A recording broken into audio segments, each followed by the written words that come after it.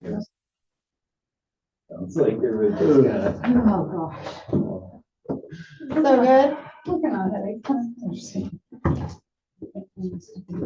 have some ibuprofen if you need it. Around the room, make sure. Did I have some ibuprofen? I just took it. I said, maybe we'll.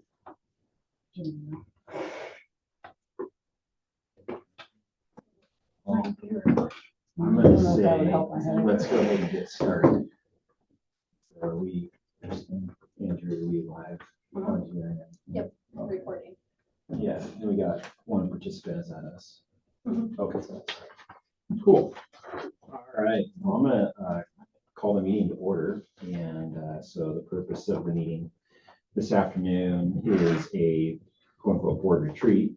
And we've been talking for several months around trying to dedicate some time to dig into some specific topics. And we've been talking at the last few board meetings about what some of those topics may be that folks want to look at. And then we finalized that list at the last board meeting and stuff. And so first of all, just thanks for everybody making time. I know we're all, I'm going to say, incredibly busy, and just a lot of different stuff going on with spring and life and everything else. So I appreciate everybody coming up here. I'm going to go around the room in a few minutes, and specific to the board members, I really want to know what you guys want to get out of today, and what your priorities are.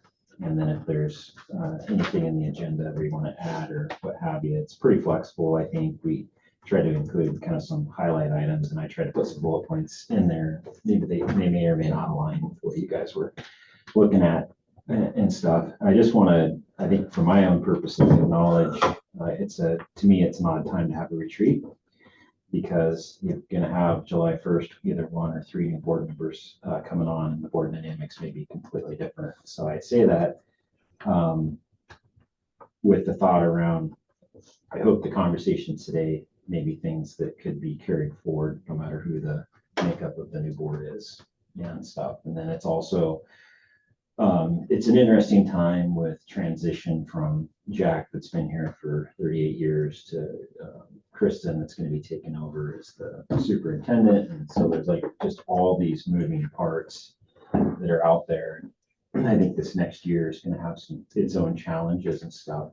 And I don't by any means mean that in a negative way. Just you're turning over a long, kind of a long history and stuff. And so I'm hoping that maybe some of the discussion in here could provide some maybe priorities and such for the administration and leadership of the school, and some of it could carry forward as we go into next year and stuff. And so I think with that being said, I think you guys got attendance and everything, and there's Mr. Ashbrook. And so I don't, out of the meeting today, don't plan on taking any public feedback or anything. And so if folks have feedback from the meeting in the public forum, they can bring that. We encourage them to bring that to the regularly scheduled board meetings. And so, yeah. And so I'm going to go around the room in a minute, Stan. I'll have you go last. But I just trying to check in with folks and make kind of what they want priority-wise out of today's meeting, try to make sure we get those things accomplished and stuff. And so I'm going to start with Tim. If you want to kind of maybe list out maybe some of your priorities you want to make sure we accomplish today. I'll just say that I don't, with the purpose of the retreat, any action items would be held until the May 5th meeting. If there's anything we decide we may want to do, we probably put it on the agenda for the May 5th and just further discuss it at that meeting, and then take action if that's what the board wants. So, yeah, I don't have any emphasis outside of what we have on the paper, because it's all built. I built talking points out of these things. So, Shanna, do you have any? Nothing outside of this. Is there any priorities you want to make sure? Because I know you wanted to make sure you had this retreat. I do, and to you, so. well, number one, we've been trying to set this retreat up for over a year. So it was just kind of continuing along those lines. And I kind of look at it a little bit different than you, Robert. As we talked about, it's like I think there's some things that it would be really good for board members who have been here a long time to either start the process on or have their input in on, because when you get new board members, it takes them a while to get their feet under them. And we could, if we end up with 3 new or 2 new or however many new, we're going to have some new board members. It should take them a little while to get their feet under them and to learn the processes. And that can really set us back on some of the priorities that we're working on. So I think everybody in this room has really great background and great opinions on all of these topics. So I really want your guys' input for even moving forward. I just think that's really important because you guys have all that experience. Yeah, I think that the priorities for this meeting should be setting up, like priorities, thinking about things that we can do now to help set up the board that's coming in, whether it's one person or multiple people. So not like massively changing anything today to, 6 weeks before the school year's out or anything. And also sort of giving our administrative staff the trust and sort of deciding what their priorities are going to be, and sort of respecting that, we hired Christine for a reason, and trusting in her leadership in terms of what those priorities might be. Like I said, when we get to some of these institutional changes, like changes in school day weeks and those sorts of things, this is not like we can decide this by June kind of process. But if it's even something, then that's going to be considered over the summer, or how that proceeds. Like the agenda, I think they all are very well worthy subject matters to talk about at some point in time.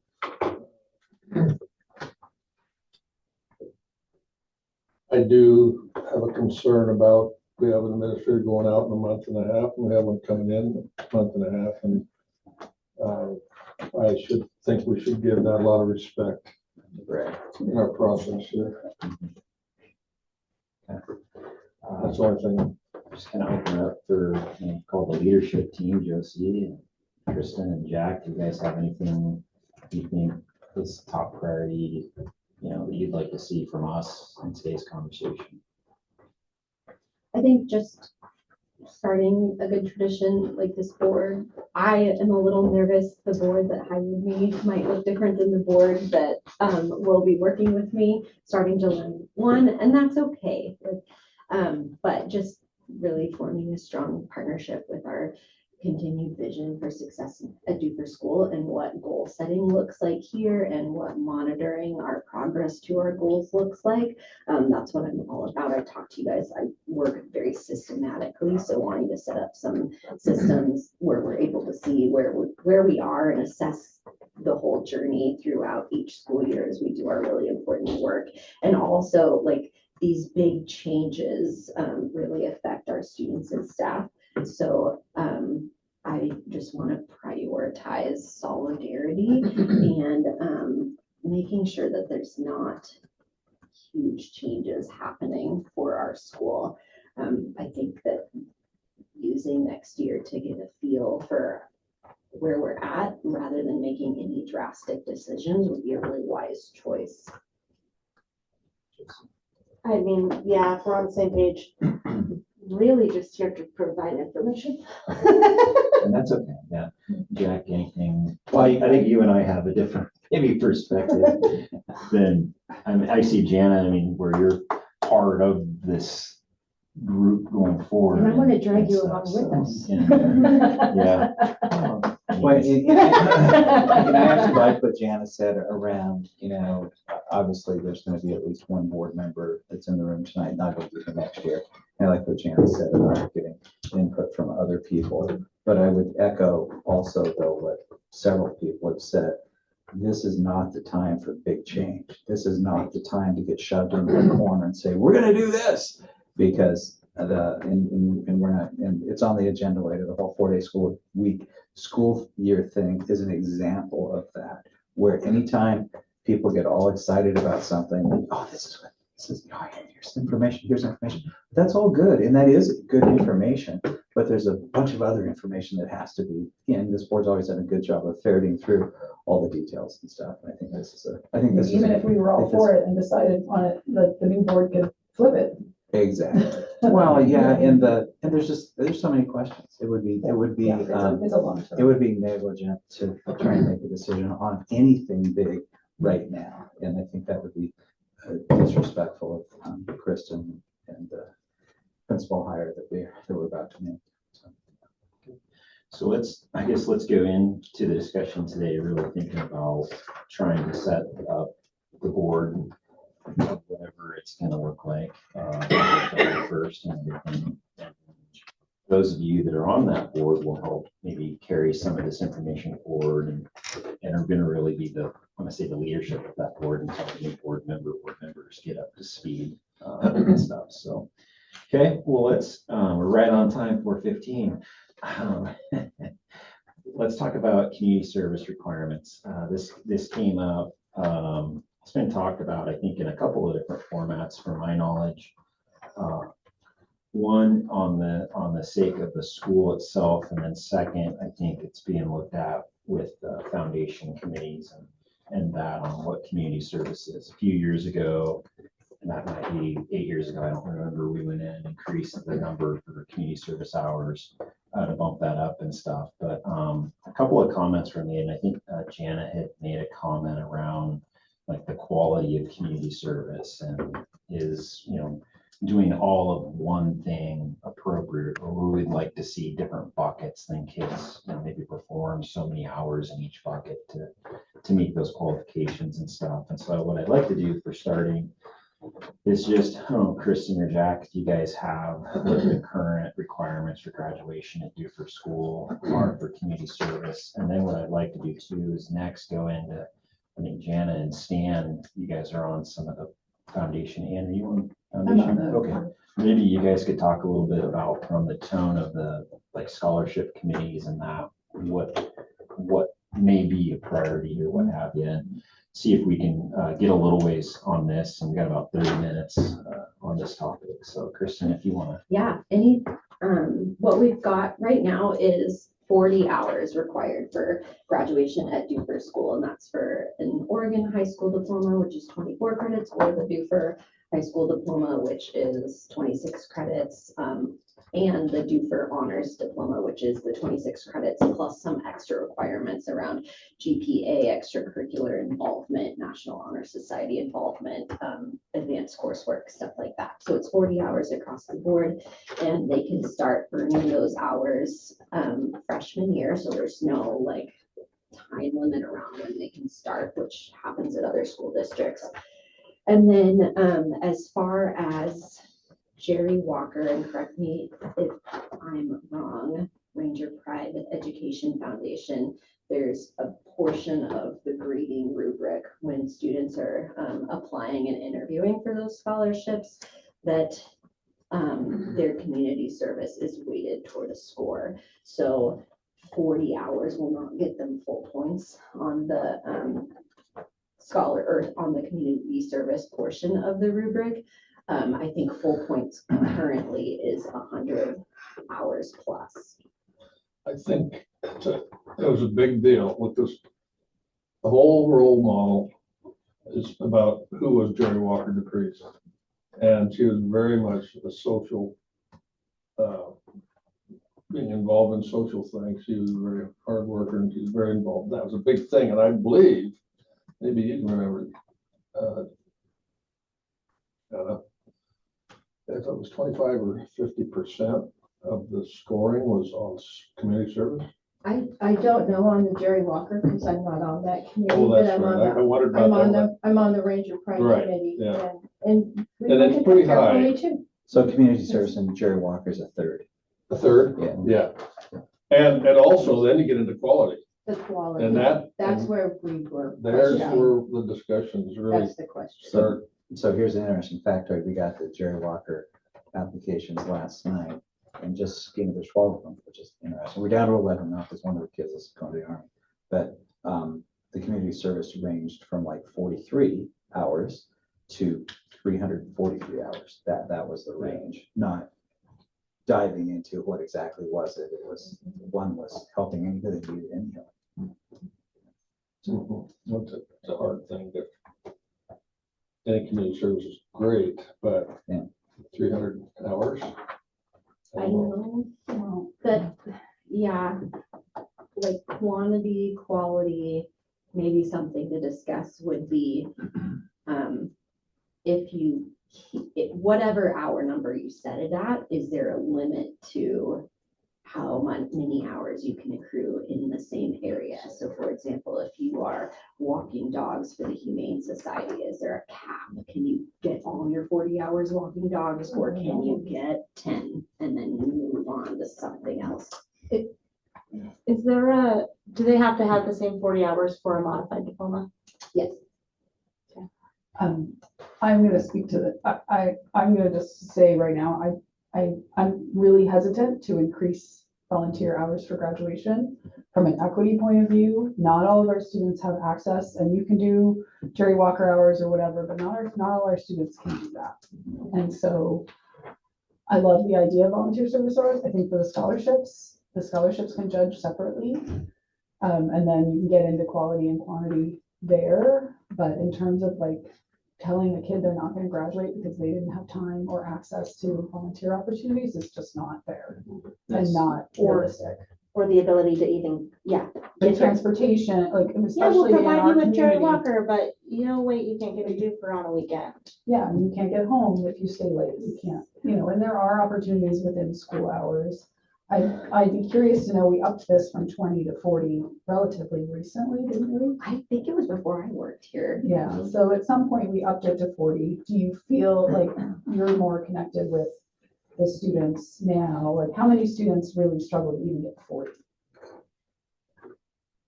I would say there's usually one or two each year, and a lot of that issue is like if they're a McKinney-Vento kid, they're homeless, they're couch surfing, they can't be in Dufur. Like, for example, we've got the gravel grinder cycling event coming up this weekend.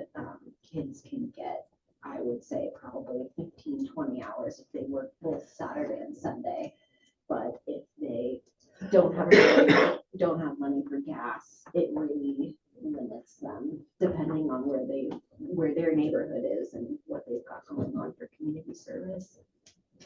Because their neighborhood could be 35 miles away. They could be in the Or middle whatever. of nowhere. Also, a lot of our kids, not even, maybe they can get here, but their family situation is such that when they're not at school, they're working because they need the income. And so getting the hours outside of school hours or outside of school functions provides a challenge because they can't give up the income from their job. So, Yeah. So I definitely don't feel like as a board, we can be judgmental of the community service hours that they are able to accrue. Like I said, I think that's something for the scholarship committees and definitely for those kids, that's something that should be emphasized for their, and some of the kids are gonna listen and some of them aren't. We see it on our applications at the Ranger Pride stuff. And it does get factored, but I just like the population of students I work with at the college, there's no way. there any discussion around the Dufur Honors Diploma and whether that should be looked at for community service? And I feel like that's the same thing. You could have an amazing student who doesn't have access to their payment, and to punish that kid who maybe is a straight A student. There might be one or two students every few years, but like to punish them and not give them an honors diploma because they didn't have transportation, didn't have access. Well, I think there's a way to mitigate that by looking at extenuating circumstances. But for the majority of our students, to expect that there's not some way for them to help their community 10 hours a year. They have 4 years.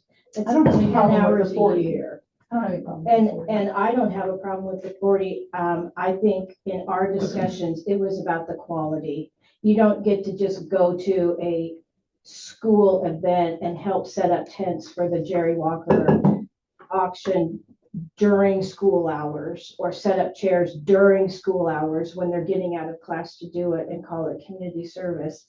That would be, that's school service. And so maybe we need to divide it into You can divide up your hours by, you should get this many in serving your school, and you can get that, but you have to do something outside of your own little world, because what we're trying to do with community service is expand their horizon and expand their world.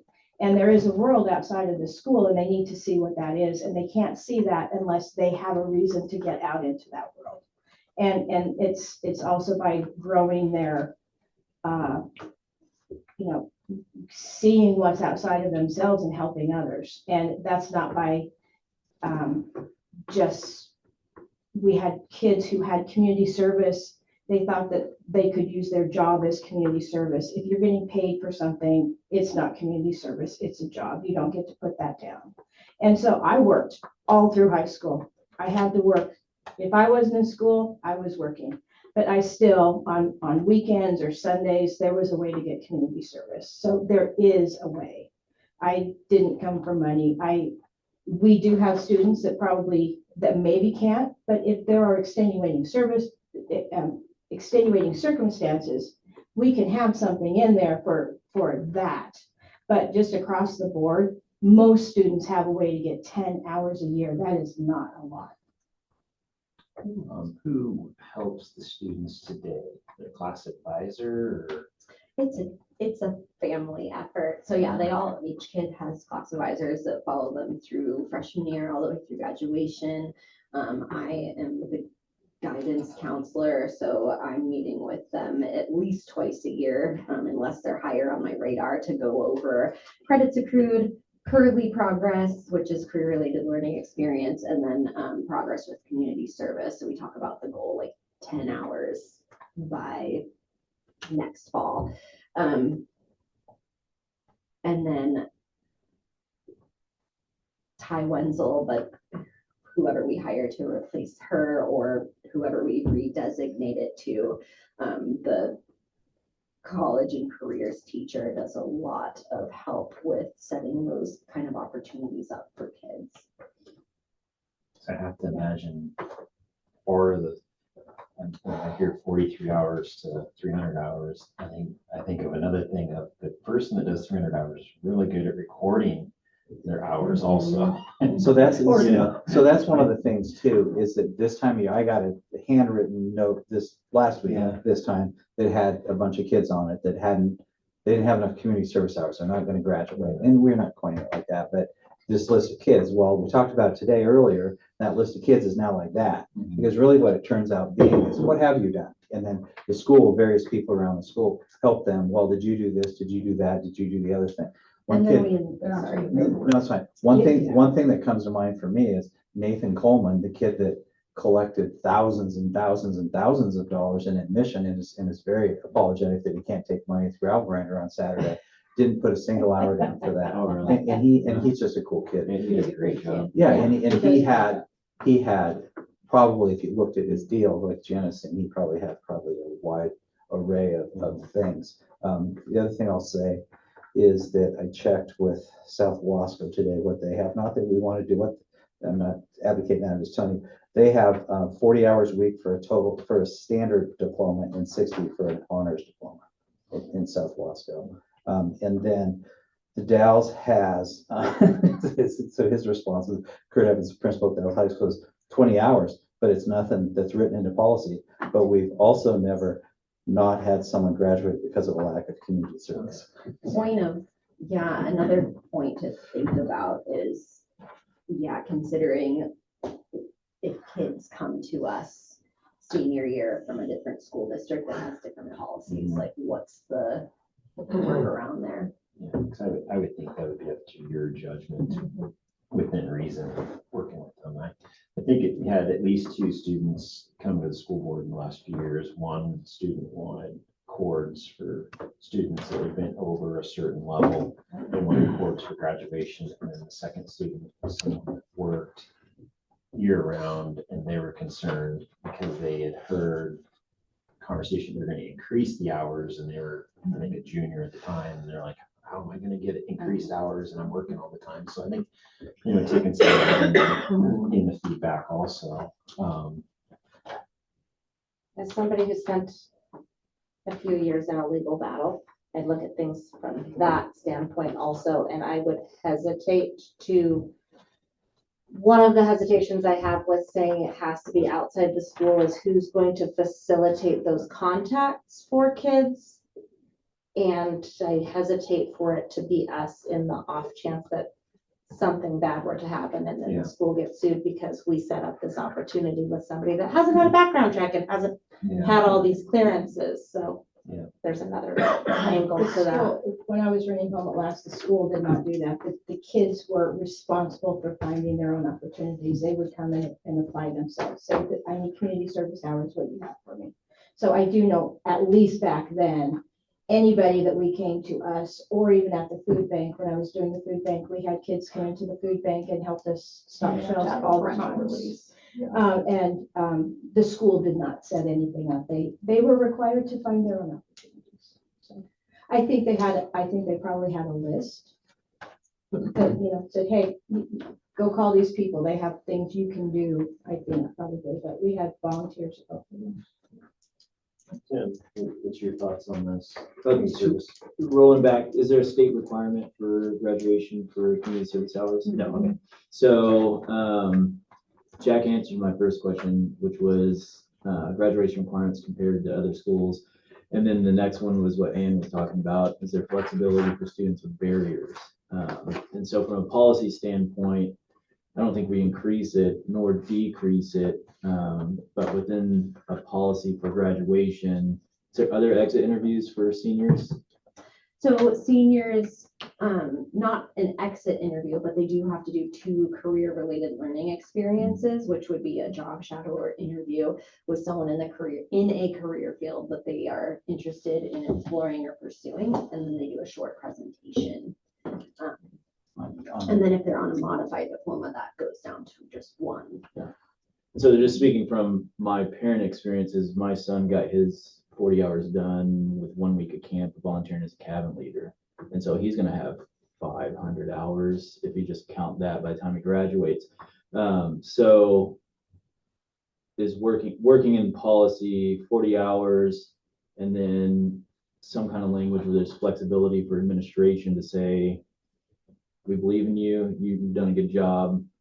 It's a carve out for the barriers that a student goes through, and that's, I think, that's all you really need. So, I guess let me back up a little bit from a school administrator standpoint. Is there any issue with what we currently have? I mean, there's been some discussion on this, but Yeah, no, I don't think there is. I mean, I don't think there is amount wise. Sometimes, in that, like Tim's deal, we get a lot of Camp Morrow probably. Yeah, so we get a lot of kids that do Camp Morrow stuff and they come in with a bazillion hours at Camp Morrow and should that, in my mind, that the one thing that maybe should be looked at or could be looked at is the whole thing. Should a kid get 500 hours from Camp Morrow but not do anything else? Because when you look at the breadth of what they're doing for community service, where they learn how to be a counselor or whatever it's called, but what else kind of thing. Because we've had, not to pick on Micah, we have that every year. There's a pretty large, and it's good for them. absolutely. No, it's Yeah. Great experience. And done that. it's a great experience, but do we, does the district want to, to help move kids in other directions, and it gets back to, what is community service? Jana mentioned the setting up tents. Did you mention setting up tents? I mean, that's one of them. That's on my mind because For we're us. setting up tents on Well, Friday. and if you say that they have to get 20 of their 40 hours outside of school, do you not have enough volunteers to set up tents when you need them? I mean, there's Well, they kids do who get are out always of gonna do class it. on top They of that, so do. that's an added bonus Yeah. anyway. That is a helping hand in that whole thing. But no, one of the things I would say too is that any discussion, and somebody moving in that direction, but discussion of adding hours to it. Our kids do a lot of stuff.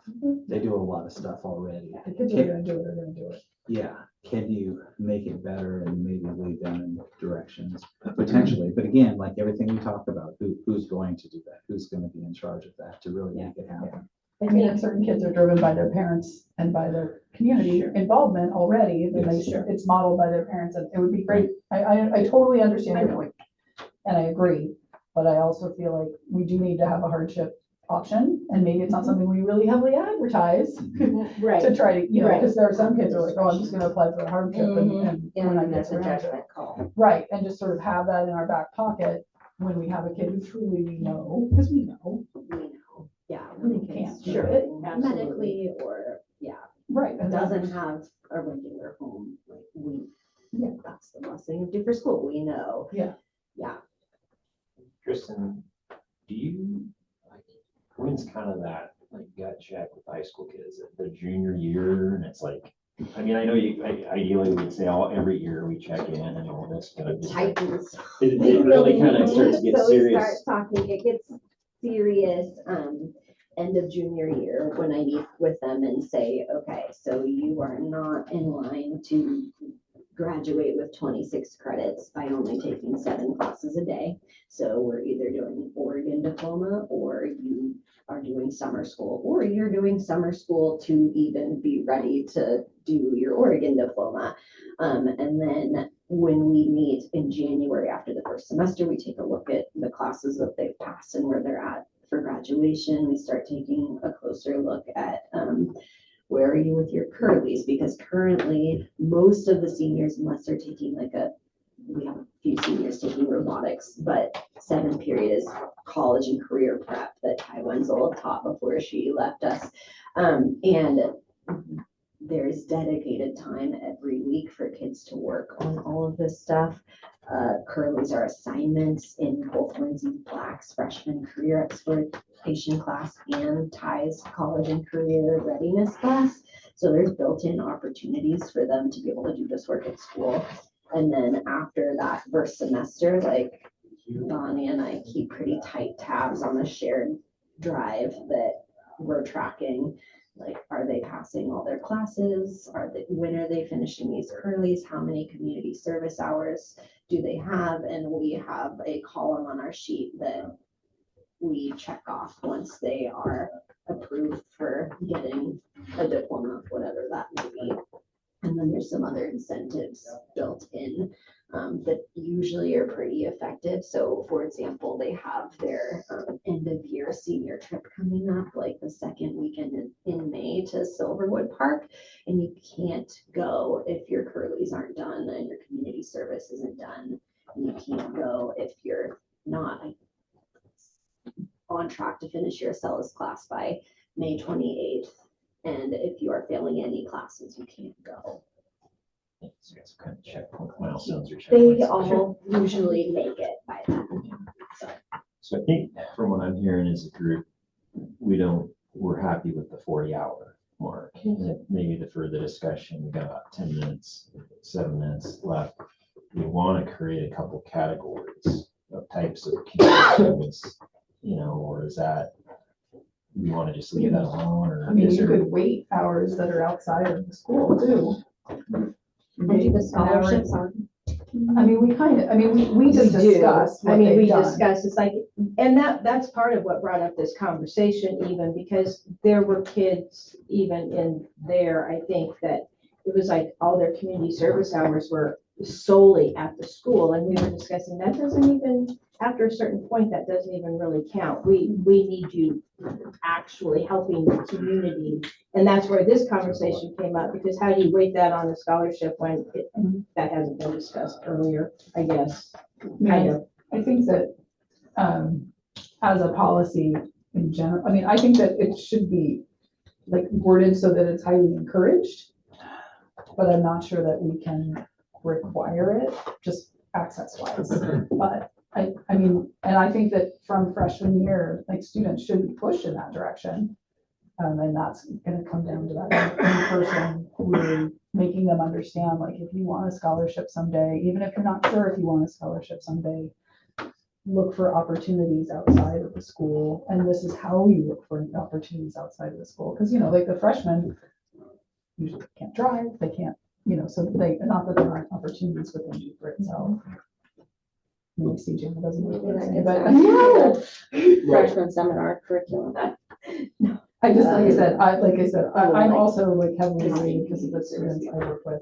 Yeah, And just they're like, So could we There's no way. Just wait do it. community service Instruction. hours to honors and the courts for sure. And so you That's weight what- it, if you have a variety of it, then that goes into consideration for the incentive of honors at graduation. Like, can you be a valedictorian but not get the honors diploma because you didn't have enough volunteer hours? You have to be an honors graduate to be the valedictorian. Interesting. The other thing too, I think is a really good question for board members to ask themselves. Are we not going to graduate somebody because they don't have 40 hours of community service? You know, I'm guessing that no, we're not. And that's why, you know, it just, I don't know, it feels more and more, and maybe we're unique in that, but it feels more and more like the community service thing is more of a scholarship thing because we do have the bigger scholarship dollars available. Yeah, and I think overall, the community sees the participation of the students throughout the year, in different activities on school and off school. Mhm. And you know, kind of the school year starts, you know, usually with the threshing bee, and there's got kids doing different things and stuff. So, and a number of times I know you've got phone calls that said, I could use some wood stack, and I just picked up a pallet of pellets and can help get them in, and we send kids down to do that. And I think that's highly appreciated by the community. Yeah, well, and that's the thing, and that's one of the things that I always thought has helped us with rent bonds and things like that. Max Clampett was, as he's not, he's still around, but anyway, Max would call, I mean, literally, he would call one morning and say, hey, you send those boys down here, I got some pellets. And we did, and some people will cringe, some of you probably cringe when I tell you that, but at the same time, that's a huge community. This guy was at that point in his, well into his 80s, I'm sure. And those kids would go down there and do that, and those kids were his heroes, and this school was his hero. And that's the whole feeling in the communities that helps out. Well, if you want to run that by Hungerford. So how do you weight, you have a school, some community service, 40 hours, whatever from school, but then you're Jerry Walker, the 30% of that score is based off of community service, because that was a service-oriented type of scholarship, but then let's say like the Bob Cosby, it's a mathematics, which he doesn't care about community Science. service or science. Yeah. How do you value the different scholarships for what their mission statement is? Yeah. Well, I don't, Stan, I don't really think it's about the scholarships. I think it's like Ann said, you know, what we're expecting at the school is for a different purpose. What is our purpose of community service? Well, And I always thought for our community service is to get the kids outside of their bubble, to see that there's more out there and to grow their, you know, to grow them. Because that's something else we can do that, you know, get them, So Jan, let me ask you this I question. didn't explain myself too well. I I'm guess sorry, and I didn't follow that through. I think 40 hours is a good number for school to get them outside their bubble, but then, there, yeah. and I'm not pointing at Tim at all, but 500 hours, so. Yeah. You know, what is that value really Yeah. compared to school? Yeah. And how do you value that? Right, but what about, and this is another interesting, I'll tell another Nathan Coleman story. He did, oh God, I have no idea how many hours he did with Jerry Walker. Yes, How many years? he's We've been at the park amazing. 3 years. Yeah. He's at least 12 hours each one, just the day of events over those 3 years. So he's 50, 60 hours just on that. He didn't even write them down. Yeah. Yeah. So, And he's, but would you say that that's, how much of that should be viewed as community service, valued as Yeah, community I don't- service? well, I think the question is seriously, what is our goal for community service? If it's to get them outside of the school environment, then something, they need to be outside of the school environment. And those hours were tremendously helpful. Oh, for sure. I mean, to all of us. I mean, that kid is great. Yeah. But is that our goal? And that's what needs to be defined, is what is our goal as a school and as education in asking them to even get community service? Right. Okay. That's the thing. And is even what are they supposed to learn from community service? And once, if we have that defined, then we know exactly what the community service that we're looking for is. I mean, I and feel even like those. the gravel run, it shows them to get out, be able to talk to people, communicate, and you know, ask them questions and get them involved with other people's lives that they don't even know. I think moving pellets for old people, Yeah. I think that's great. I mean, Yeah. that is absolutely community service, I mean, because it's even though outside it's- of themselves. I mean, even if it's during school hours, doing something that's related to the school, like Jerry Walker, it's still like they're doing something that involves other people that's not for themselves necessarily. that, some of the kids who do Jerry Walker service hours don't even apply to the scholarship. Yeah. Like they're not, they're learning, like, when they're serving people, these are not, in addition to serving your community, it's also like excellent job skills and learning how to work as a group. And so there's a lot of different reasons to encourage that. But we're still running out of time. But Is there anything, I think that's all. anything you want to Part of it. follow up? I think maybe the foundation committees, scholarship committees and that will carry some of the conversation forward. And maybe there's some things that they do, but is there anything you want to follow up specific to the school? Is there any further action you guys want to see? I think it'd be good to have follow-up with the new person who's working with those kids over their high school career to really encourage those different options and make them understand that there's other stuff out there for them to do and that it will be looked upon kindly by scholarship committees. Sorry, Yeah, Tim. no, I say that's, the idea is not to create more bureaucracy of reporting Mhm. for our staff. Secondly is put that on them. So if you weigh those volunteer hours, I'd like to hear whoever's tracking it, get their idea. But some examples like tutoring young students on a form, that's 1.5 hours per hour. Serving a nonprofit, it's 1 hour, and then just attending passive, like I wouldn't mind if the school said, if you're a passive volunteer racking up time, like my son would be, because a lot of it's just, he's having fun. That's what it is. That counts as a half an hour, and it feels weird. It's not equitable, but that's one way to approach it. The other one is just tie it to honors and do chord levels so that they feel good at the end of their graduation. So those are just rhetorical ideas out there. Mhm. I just don't want more work for whoever's tracking all this stuff. Yeah. So honor, an Yeah, honor that's a little system. That's a complicated. good thing. Yeah, I can't add 1.5 and 1.5. And it's kind of, There's a way to express it's kind of interesting to me, the response that I got from the principal at the Dallas High School leads me to believe that they're not tracking anything. Oh, probably not. Transfer students would confirm that for me, Yeah. because that is the hardest. Yeah. The kids that come to us in high school from D21. Yeah. Rounding up their community service, like, it's not recorded anywhere. But, and we don't, I guess maybe we don't do this. We don't really frame it as 10 hours per year, do we? We Maybe don't. We should, that's, 40 hours per That would be graduation. helpful. that's something to Yeah, That would consider. be helpful. Because a kid could come busting in here, that doesn't happen. They could come busting in here their senior year in just to January and have, Yeah, because they're Not like, much. if you Well- use the Dalles again as an example, they're on trimesters, so Yeah. it's already horrible transferring them. Like if they come to us in December, Well, as a having kid who done transferred the their other way, I can tell you it was trimester, yeah, challenging. Yeah. and then they're here for like 3 weeks in class, but not doing enough to earn more credit. It's just messy, and Yeah. yeah, I never see community service attached from them. And I So don't think it's like, Dallas is someone we want to look up to you don't and emulate them. no, just emulate by any But when, means. if Have and to when report it to those Dallas. kids become ours, like how do we? Like firefighters, I so. really like the 10 hours a year because it breaks it down smaller and they're not waiting till the last, Yeah. the last month. Well, I'm I gonna- mean, it's like, Yeah, get it done. I think let's get moving on topics. So the two things I heard was leave it at 40 and then this concept of really trying to focus 10 hours a year with the kids for right now. Is there, And really making it clear to them that the quality does matter. And even though they're a freshman and might not be thinking about scholarships, almost every scholarship application they're going to apply to does weight it. So you better be looking at that, Yeah. looking ahead, because you're gonna need Even it. if you want to go to beauty school or. You're gonna need it. Whatever it is. I Yes, think what's it's very captioned, I important. don't know who said it, but hours beyond yourself. I thought that was a great punchline. Uh-huh.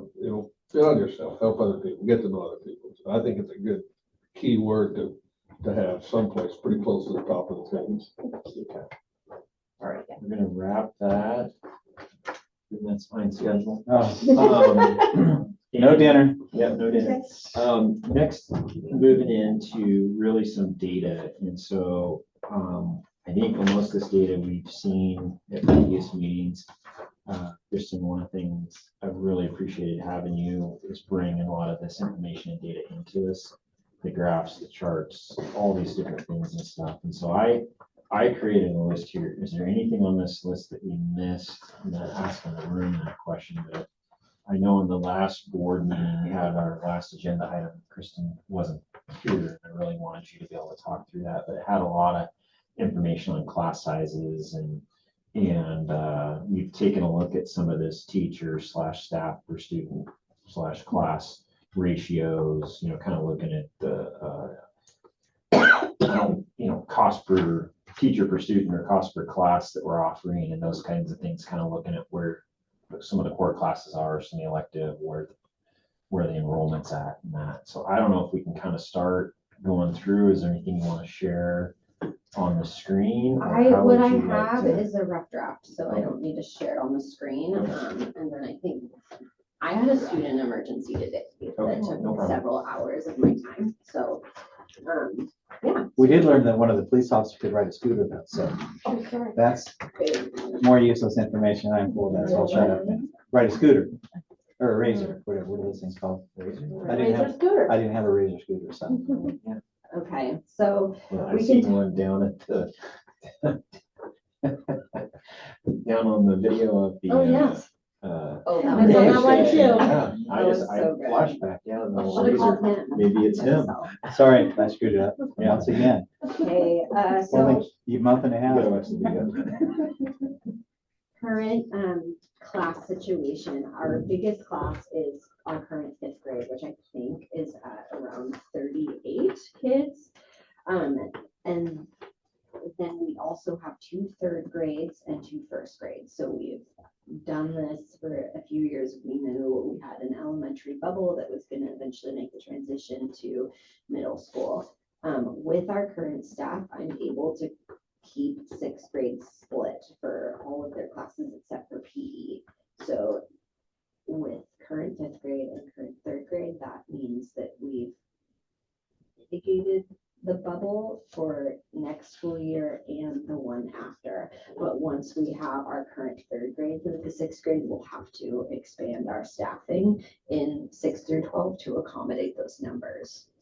Assuming they stay the same. That's always the game. And we're at like 19 or 20 kids on the kindergarten list with an additional 21. 4, and then 4 on the waiting list. I think that's what Tommy said today. And that's data as of April 22nd, and makes me a little nervous because there's a lot of movement that happens during the summer, and some people might not know that they can register their kindergartner right now and might wait till the last minute because it's their first kid and they don't know, and that's happened before. So really our kindergarten numbers are inaccurate at best. So just paying attention to that. And this is a rough draft of the 6th through 12th grade schedule. We will be replacing Ty Wenzel and replacing Nicole Ryan, and really making a transition to, instead of middle school staff and high school staff, having 6th through 12th grade staff. So we have more flexibility in accommodating those classes that are going to start bubbling up into our older grades. Any questions? So you've got 7th geometry and 7th ELA sort of sitting off to the side. Does that mean you haven't figured out? I haven't found their home yet. This is a big Tetris project. Yeah. And then I these have classes some- down here below Esther. What's these? Just notes. Yeah. Okay. Are those classes we might offer or don't? I'm not sure. Yeah. Modeled with this bubble coming through, like what that's gonna do is like to the middle school population and then the high school population, the Like a students enrollment. 3 to 5 year projection. Yeah, I mean, with you knowing about this many kids coming through, what that's gonna do, because I mean, we've seen a number of schools, I mean, us most notably, we've seen the schools that have been 1A, then 2A, then they're back to 1A, and I mean, they went through these similar type of Mhm. cycles and stuff, and so. Yeah, so we, like I said, we're good where we're at with being able to keep sixth grade split this year in their seventh grade year, but we'll be adding roughly 34 sixth graders for the 27-28 school year. And that's current number. So that could also be an instance where those kids need to be split as well. And it gets even more complicated if for high school, because if you're only offering one algebra 1 class, but you've got 40 kids that need to take it, like, does that teacher even have the seating in their classroom to do that? So there's gonna have to be a lot of tricky planning, and that's the importance of switching from a middle school, high school kind of separate concept to a 6 through 12 staff concept, because there's gonna be a lot of wiggling with schedules and differentiation of what class teachers are offering what year to get kids through the credits 9th through 12th grade that they need to get their diploma. I think, Salmon around the radio this last week and talking about the facility they're trying to get on past whatever they're talking. It's very similar if they combine the middle school and high school. Facility wise, they could share teachers amongst that whole spectrum. Yeah, we're lucky we're on one campus and do have a bond coming, like our bond next time we could do it would be 2028, which is only 3 years away. So there's a lot of studying to do. What would be priorities for our campus with that bond and what we need for the population that's coming up out of We have elementary. tons of classroom space. Well, I think, Yeah, one of the things that can help us too is there's grant, at least there were, hopefully there still will be moving forward. We didn't get this year, but grants to purchase space for preschools. And so that's one of the things we've talked about. Didn't we apply for a grant for that this year? We Or applied last year for or a something? planning grant, we Yeah, didn't okay, get, but Okay, but anyway, if we were to get We into intend to that, apply that as well. money, put a preschool building on the other side of the parking lot down there on Mill Street, Sid's parking lot, I like to call it. And then that frees up 2 classrooms in this building. So there's still space. Or we still have that science room. So we use that science room, yeah, Ish. part of the day. music room. yeah, I think a couple of things. One is what you guys talked about, and I had noted space, classrooms, facility, equipment. I mean, I'm thinking to operate with these bubbles of students coming through, do we have enough space, classrooms to handle that? And I think we've talked about this middle school bubble for quite some time, and like we're worried. It worries us, I think, as board members, I'll say, maybe is, at least me, is like, how are we gonna handle this elevated level of students coming through when it feels like we've got a limited space for them to fit into? And so it's there. I mean, you guys are looking at all that information, numbers, teachers and everything. How are you feeling about that? Sounds like from what you said, Kristen, that we've got a little room to plan, but we do have a situation, you said 27, 28, so in a couple of years down the road, that's really gonna push us at that point. Yeah, and there's space. It's just like what it's being used for now, taking a look at priorities the next 2 years. Food pantry. Like the food pantry room, although it's skinny, it's functioned as a classroom and we'll most likely have to take it over. Well, Does the ag program and the construction program teach solely in the metal shop and the wood shop, thus freeing up the current ag classroom for somebody else, most likely? Well, and that's in a pan of, it's just not a dog.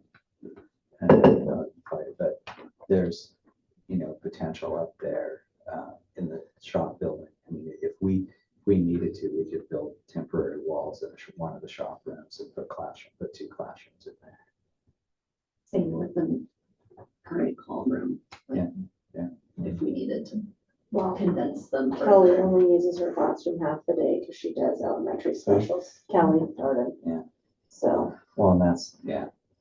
So there's space to be had just around the repurposing rooms thing.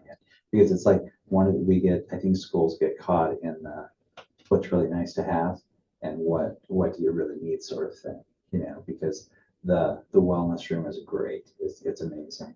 And they actually use that for classrooms and things like that. But the reality is that could be 2 classrooms with not much expense. But then I don't know what to do with the wellness room. That's why. Well, but That's you why I'm look retired. at like, does the wellness room better fit in the current food pantry room, which is smaller, but Well, and the if you other, could make 2 out of 1. Yeah. Like you definitely What are we would do using that. music room for? Now? That's the That's the wellness wellness room. room. The wellness room. That's a big room. it is a big room. And They teach do- elementary great. specials. They so do it's- elementary specials, which is It really accommodates, cool. because they have full classes in there throughout their day. and it's because of the size, kids can still use it for other purposes while they're teaching. So, Well, also, if it's a wellness room, they need OT type space for whatever the kid's going through that needs the sensory, like there needs to be options. Funny you mentioned that OTs and the In food the pantry. food pantry, but just half. Yeah. So, But the other thing that could happen with the food pantry, and then CS is in that next room, and that wall could be knocked out and have a bigger classroom there too if you wanted to, or you could have 2 classrooms there if you would think it'd go somewhere else. Because I don't know, the days of needing a bazillion different computer parts around, I'm not sure these are still those days. It's kind of stuck back to those of you that were on the board a long time ago, the whole strap thing, students recycling use technology. And still kind of feels like that. I'm not so sure it needs to. So there's some options there as well. So maybe, maybe one of the things, not in the next few months, but after that is kind of looking at maybe some options for the food pantry. Is there another location for that? Is there another organization in town that would be able to serve that purpose that then frees up the room? But I don't think we have to have anything overnight, but just kind of thinking about if we had that space. We know most likely we're gonna need Yeah. that space back for kids. And try to help that, because I think that is good. School was one of the first schools that hopped on with that, and I really feel that was a great thing for your school to do. And if you're in our parking lot Thursday evenings, like it is well Yeah. utilized. Yeah, it's 70 families, just average of 7 families or something. Yeah, and so that, is a very valuable thing for the community and for students. and Well, parents. and, you talk about the feel good things in your community and stuff. That's a huge feel good thing. It should be. Middle school bubble, I'm gonna be on this a little bit because I think it's concerned us as board members and like how we're gonna handle this. Do you feel like you've got a plan moving forward next year, or the year after? It sounds like we've got a good plan. But we're What are gonna we gonna have to, do? we need to budget for 27, 28 to add at least 1 more full-time staff member. It's not conducive for this bubble to have part-time staff members. We need someone offering 6 periods a day to absorb all these kids. And then also, For this particular specialty, we think that new full-time staff member would be math, would they be social studies, would they? that's why we advertise for STEM and humanities, so that we have people that are available to pick up math and science and social studies and ELA rather than one. And then just making sure that we have enough of those staff that they're not teaching an ungodly amount of students in the same class period. And also, being really like what do we want our numbers for elementary to look like? Can we accommodate? And if we got to the point where we have 2 classrooms of each grade in our rural K through 12 school, do we have the space for that? Like what are our considering our numbers for admitting students out of district into Dufur school, like it comes down to space and end, it comes down to how much budget we have to pay for staff, because 85% of our budget is salaries and associated payroll costs. Like it's, And right now, we're budgeting for one kindergarten class. Okay, Yes. so we may have to at this rate. I mean, so our cutoff is 25 to get to split to 2, or? do we the want- current K2 cutoff number for not admitting waitlisted out of district kids is 20. But we're already over that. We have 21 on the list, 4 on the waiting list. And that And doesn't, we with- don't know if that's all the district kids. likely not. With Likely current not. service level numbers, like Can cut. how many ADMW kids I have realistically pays for a teacher in 2025?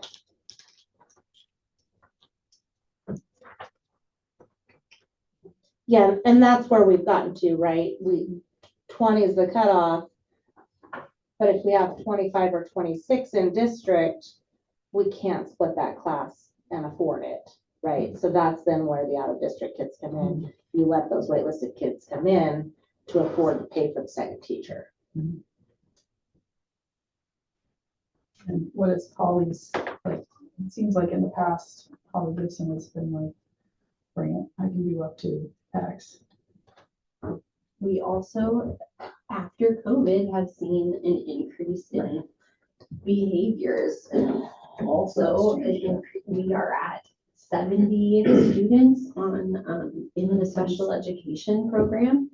And I like to look at student numbers from ADMW now, because it's not just about bodies filling a classroom. There are some, I mean, I was gone for about 3 hours today dealing with How many of those like the bubble kids? 9.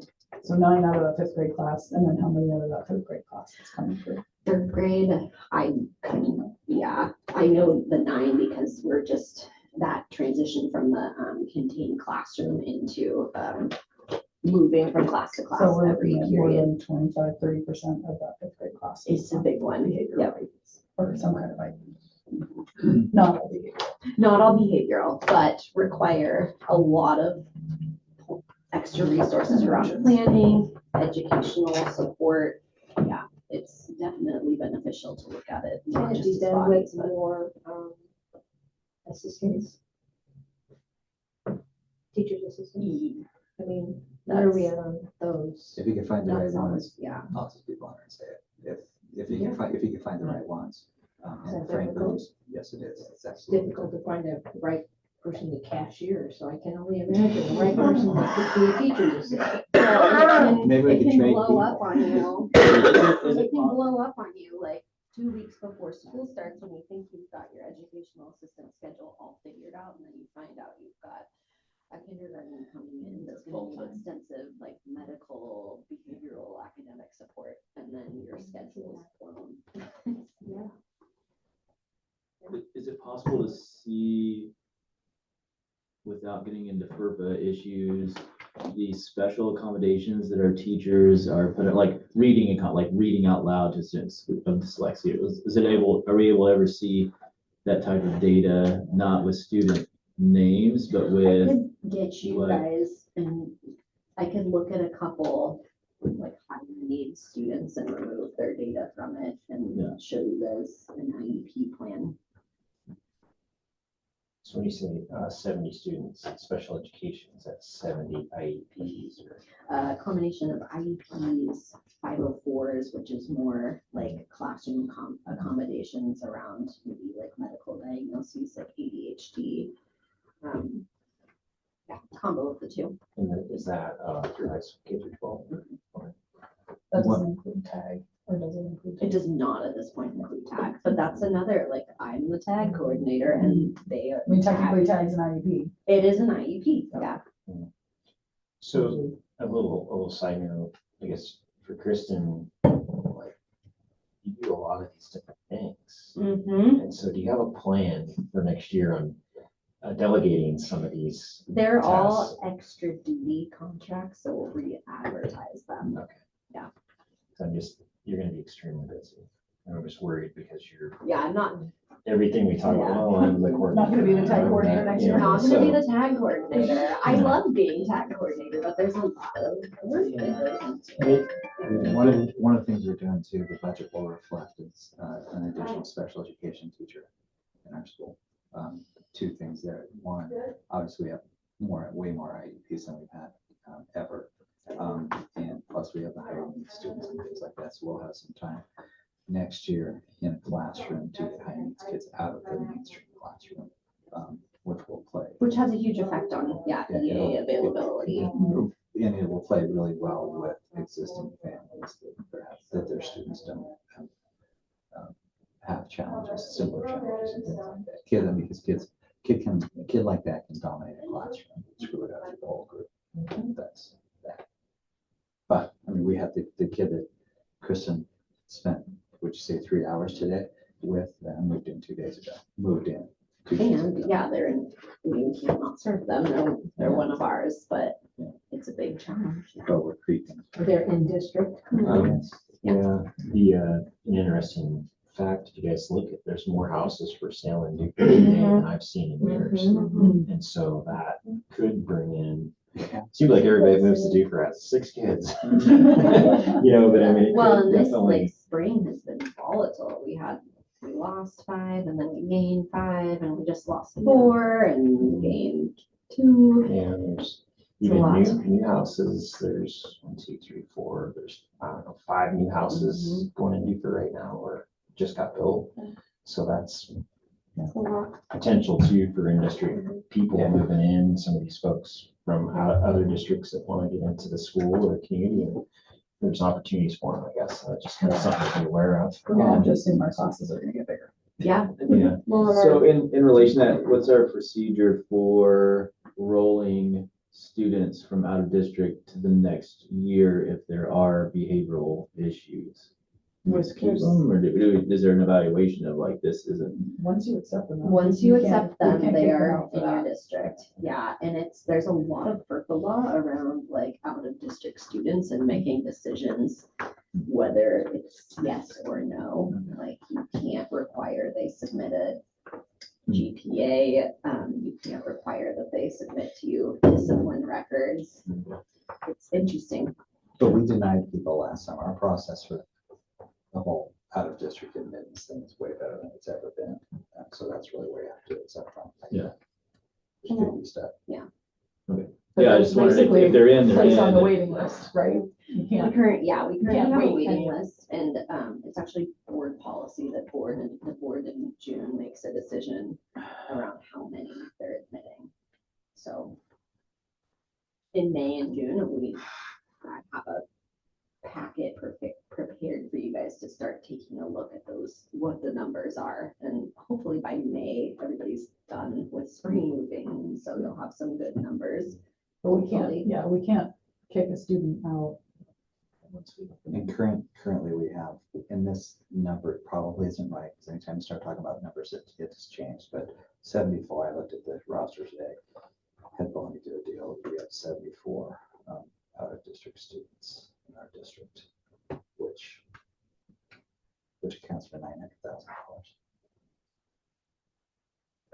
So it's a Is it lot. possible to know out of the out-of-district students, what percentage of the out-of-district students are ones that we're talking about that have learning issues, that have behavioral issues? Is it a higher percentage that have come here, It's way or is it lower. just across? It's It's lower. lower, It's okay, lower. so All of it's our not high- like the trouble students are coming here, it's like, Well, that and it's that's the just thing. the And average. Rob, what was the number you said, 5 or 6 houses or whatever's for sale? 5 brand new houses. right People now. want to go to school here, you know, and people want to live in the smaller community and those things. And I don't know the situation that Kristen was dealing with today, but I suspect the family was, wow, the Dallas isn't serving us, so we need to move to Dufur.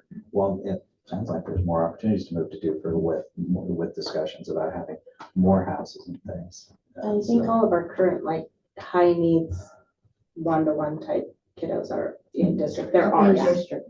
Yeah. That's what I was wondering. Yeah. One of the, when we're talking about out of district, one of the longer time community discussions about the schools been around out of district kids.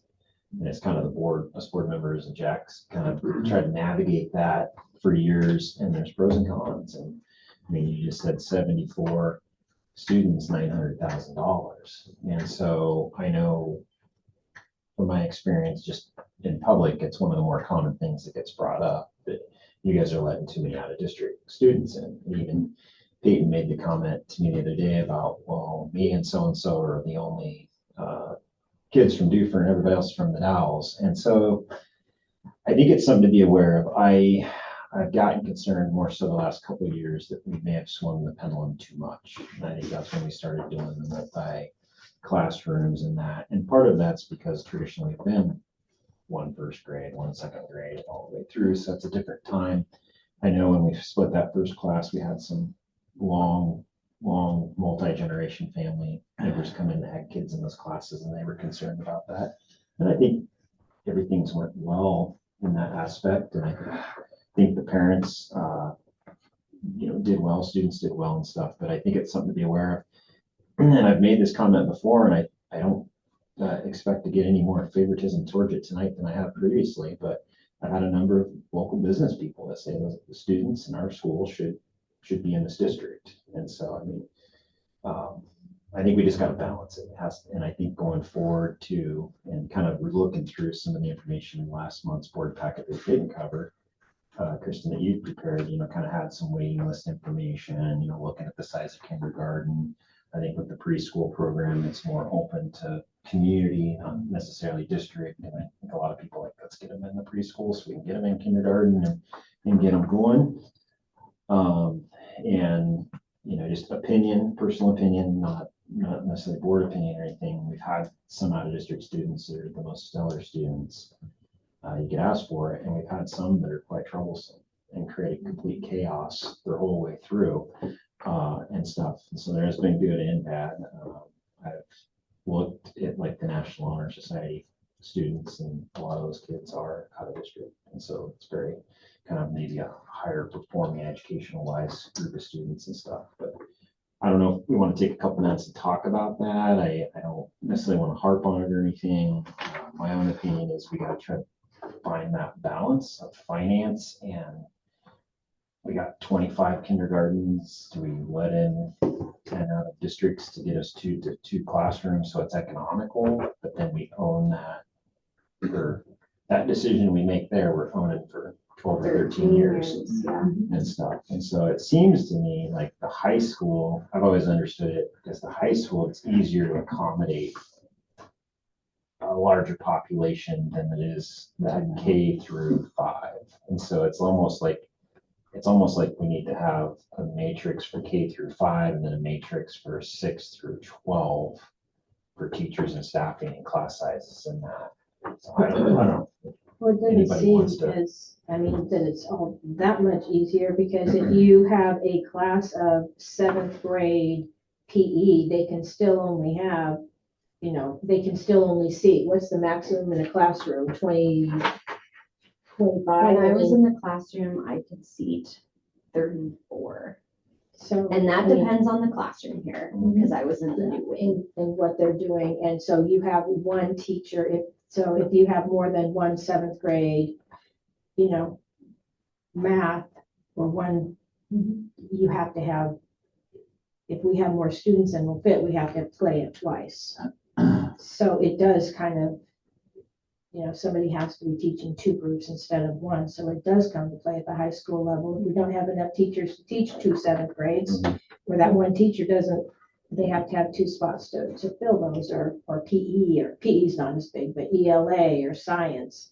You've got to have enough to fit all those students. So it really does come up the line with them. I think it's a little more complicated because of licensure around subject area. So it's not just a matter of like 2 contained classroom elementary teachers. It's a matter of like, do we have enough people that are endorsed to teach science and endorsed to teach? Well, we've also got in 2027, all kids will have to have personal finance. So That's coming back. it's coming back. You've been called her wide. Yeah. Oh, Leanne is the personal finance person. And just to keep the board's eye on legislation that's coming through is HB 3652 has been introduced, aiming to make class size and caseload a mandatory subject of collective bargaining for all K through 12 schools in Oregon, regardless of Title I status. So right now it's Title I. If you're in a union, then you have to, schools can cap sizes, but We if have to HB, discuss it.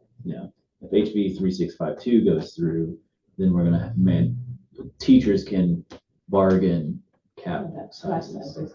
I know Well, it sounds like COSA we've and been kinda Talking OSBA's, about, going, you know, A couple of things, yeah. we're non-union. Yeah.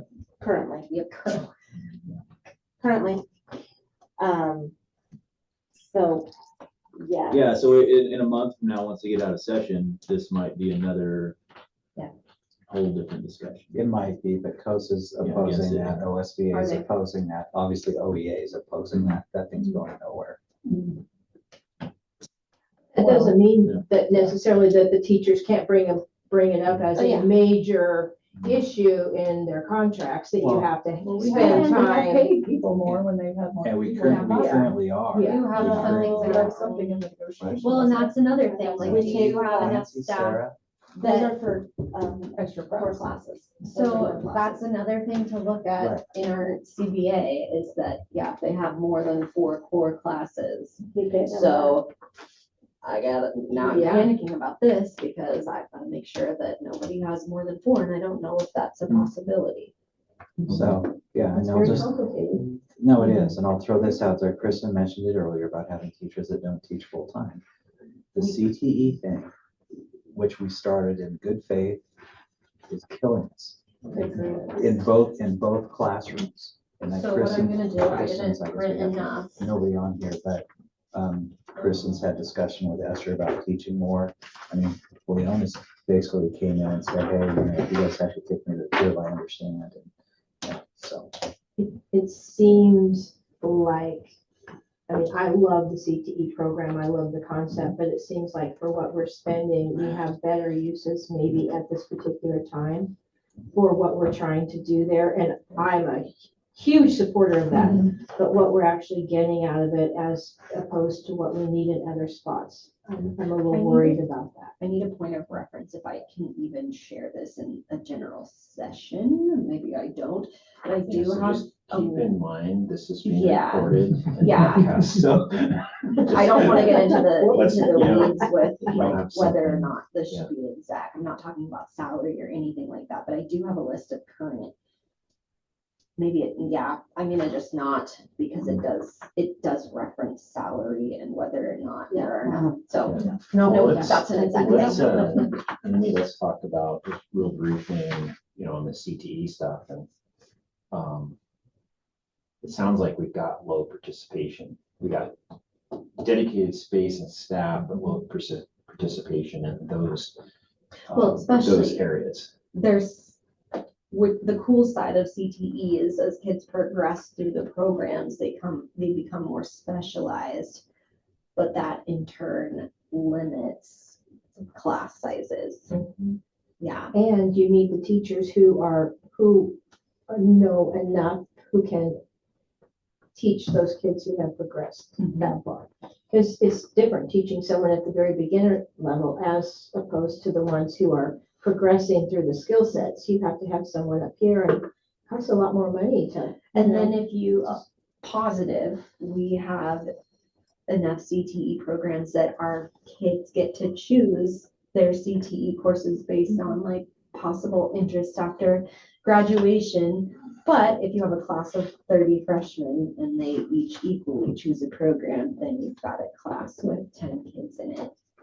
It's assuming it's equal. And that's That might assuming be it's a class even that's only Stevens. 5. And then that class of 10, they're the only ones that can progress to the level It's gonna be 7, two. and then it's gonna be Yeah, 5. so like, do we consider instead, Well, we've seen that having in the someone- ag classes as well. It's the same. Mhm. yeah, so do we consider instead focusing in on like building in advisory, maybe not having the next principal do guidance counseling, but building into our schedule guidance periods that accommodate the whole class, and then like that person then being able to take them, the whole class, do a field trip to college visits, the whole class go do, I don't know, the only thing coming to mind is like the Alaska aviation activity in Portland every spring, that kind of thing.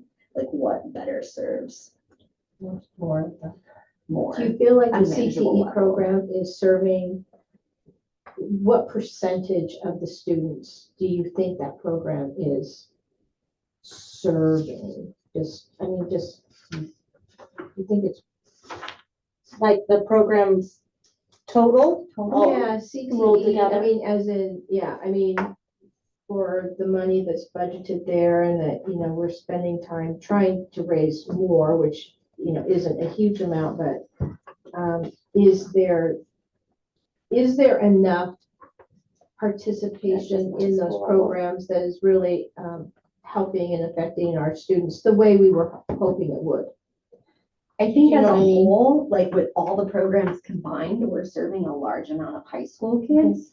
But in individual classes, because they are such specialized subjects, Sure. like if you consider a welding or construction class, you can't have 30 kids in there. And I'm not like, I don't want to sound I like I'm understand. just trying to get I the do. bang for my buck, but But But it it's, was- we have the same time, we have to. like give a some, And if it's that or another math teacher, or you can also exactly. teach science, And I, Yeah. like, we gotta get the and I basics. love the We got- I mean, CTE I can tell you concept. from I the love it. college. I do I too. really yeah. do, but if it comes down to, we have these more students coming in, we need more math, and we need more ELA or something, I mean, that is what we're here for. I mean, what I can I tell mean, you I from the just hate that. community college level, what I'm hearing from the math instructors and the writing instructors is that high school graduates can't do the math and they can't write enough. I'm seeing And it. they're seeing it, you know, everywhere. And so the more. that Employers we are can talking about it. Emphasize that Mhm. with students.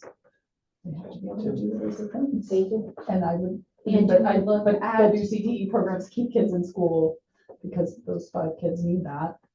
Or do we look at for those 5 kids? Figuring Do out. we look at Partnering with making sure we CBCC? have the right staff in place to, coordinate? We have a really good program in partnership with Eastern Oregon. We have an advisor that comes out here monthly, so it's not just me signing up for classes, like Leah's in here testing them, doing the guidance at the college level. And then on the same end, then as far as CTE and maybe like more the trade side of things, like do we allocate staff that has the capacity to set up more like work study apprenticeship opportunities for our kids? We kind of talked about that in the past a little bit. Is there an opportunity at all that we can integrate a little bit more volunteerism where we have the specialties come in and find those people? Well, for example, So, like I was really- talking to a parent who works for BPA and they have an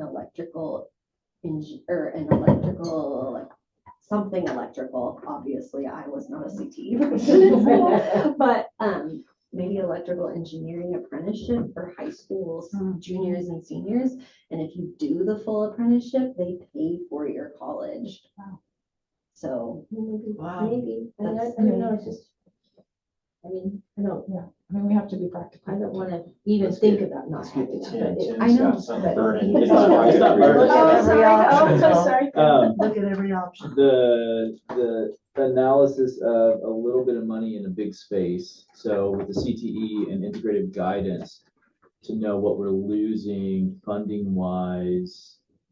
And then using that space for hiring a teacher with the class sizes that make sense for that space. So, how that ties, like our CTE, to see what's in our budget for CTE, and then is that using that space? Does the money match the space that we have? So with, what do we lose if there's a no CTE? we don't. There's nothing. See, and that's one of the This, most concerning things to me is there's no money in it. There's no money in it. Well, with the integrated guidance, probably the biggest pot of integrated guidance that would be used towards CTE is SIA. Yeah. Right, but you We- can use that. yeah, for but a we long use time. that's my SIA for question. elementary. Exactly. We There- use high There's all school- sorts of High flexibility. school- We use high school success to pay for CTE, Okay. but we don't have to. We can use it for other Okay. things. Yeah. We just use it for CTE. Okay. Oh, Yeah, So, so, Yeah. so it frees So up we could- funding. We for could whatever. reform our plan and change it and say, this isn't what we're doing, and they'd be like, okay, great. So there's a lot of flexibility. There's in the Perkins funding. dollars, that's a big thing in the CTE world, it's Perkins dollars. If you do this, you can get Perkins dollars. We don't get $5,000 in Perkins dollars. Mm. And it's like, school funding's that way a little bit. The federal level's been like that forever, that they keep the amount of money that you'll still apply for about that far ahead of just to keep school districts from saying, screw it, we're not doing that, it's not worth it. And And the Perkins thing isn't worth it. we're in a consortium for our CTE program through High Desert ESD, and we do get a little bit of money through that, but it's not for staffing. Okay. They pay for, like, They'll buy teachers equipment. can go to professional development, or they can go to take their class on a field trip, or they can buy some new books or some supplies. Support. So, Support. yeah. There's really not any money we're gonna lose if It's we like we're don't using do it. 1,500 square feet for 5 students, but we're paying, and then that money could be used more efficiently somewhere else. That doesn't sound great, doesn't it? Yeah. Well, Great. I think we all agree that CTE and industry agrees that's what we That's need, right. is It those is. skilled workers. Mhm. They're not there today.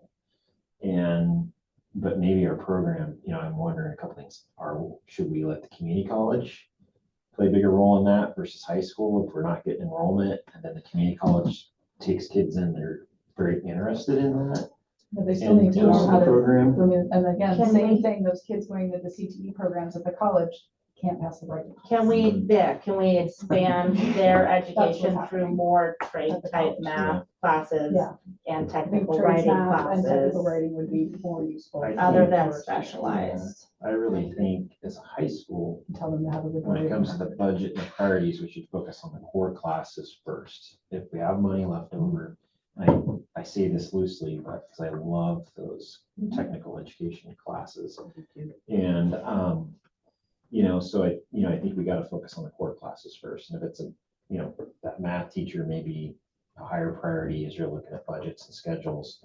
I think with making sure we have enough to cover everybody, because that's gonna cover your entire class, needs the math versus a smaller percentage. But in my mind, I'm thinking of just the statement, the CTE is all the construction work, even the agriculture programs and the medical process type things that's going on. Is there other aspects? Is robotics considered part of that? Is there other programs that are kind of in that bucket or? Well, Our CTE programs, like, especially with the consortium, you've got to have, like, for students to finish their CTE process at the high school level, they've got to have 3 classes. So robotics would not be considered a piece of that because it's just one high school elective. They don't progress to different levels like Construction 1, 2, and 3. agriculture, yeah. Because we work to deal with the city, we got the field and the barn, we got a barn up, we got animals down there, it's been a long time. Just seems like there's a lot more we could be doing, but do we have the budget to hire someone to do that? I think we've still got the only FFA program in the county, and I see that as, just a great opportunity to build in the ag side of things where we're such an agriculture-based community and stuff. I personally would love to see us put effort into it, but I don't know if the budget's there or if we need that budget for a math teacher and a science teacher instead. Yeah. With what we've got to work with. And the reality is, we got $125,000 grant to start the CTE program for 1 year. Yeah. And then there's been that many dollars yeah. since. Yeah. Jan And asked a what- question earlier, which was really good about the whole volunteerism thing. One of the things Leona did a great job of was that she got volunteers in to do stuff, but you can't build a program on that. And the reason I say that, because I hope that we could, if that just kind of went like, it's like. And why do you think that is? Just because Well, people lose we- interest, or you have to just recruit all the time? I think you have to recruit all the time. We weren't paying them. No, that's what a volunteer. No, I know. Yeah, and And Work people, schedules. it sounds, Work work schedule, schedule. they have professional work schedules and things like that. It just doesn't work.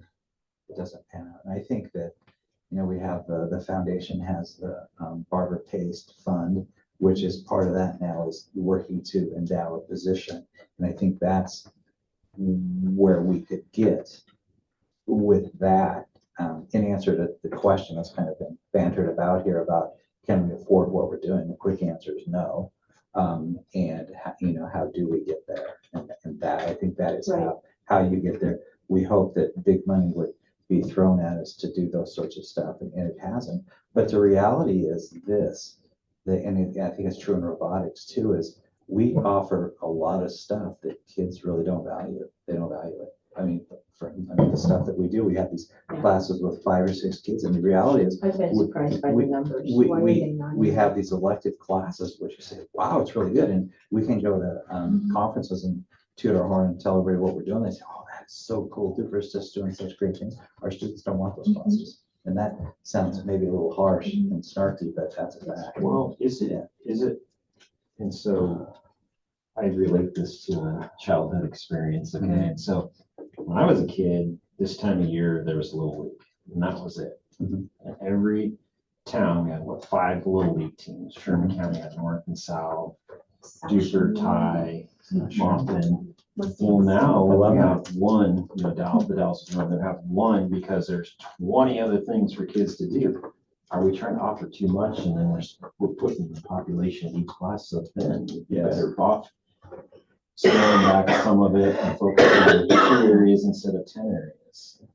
I'm not ready to give up on the CTE, but I think we got to look at one, either the funding obviously, and trying to gain participation in it to make it worth our while, the students' while, the program, or maybe limit what we are able to offer in there, but still have something. So another story, a few years ago, one of our students was working down at the hardware store, and he was a senior, and about this time of year, and I asked him what he's going to do, and he said he's going to go to welding school, and he named the school and everything. I said, oh, really? And I said, oh, I went down and checked it out. And, nope, never been there. And I'm just like, holy crap, you need to get your dad and drive down there and check this out. And maybe he would just tell me that's where he's going, just get me off his back. But I'm just thinking what we this, what you're have talking too about.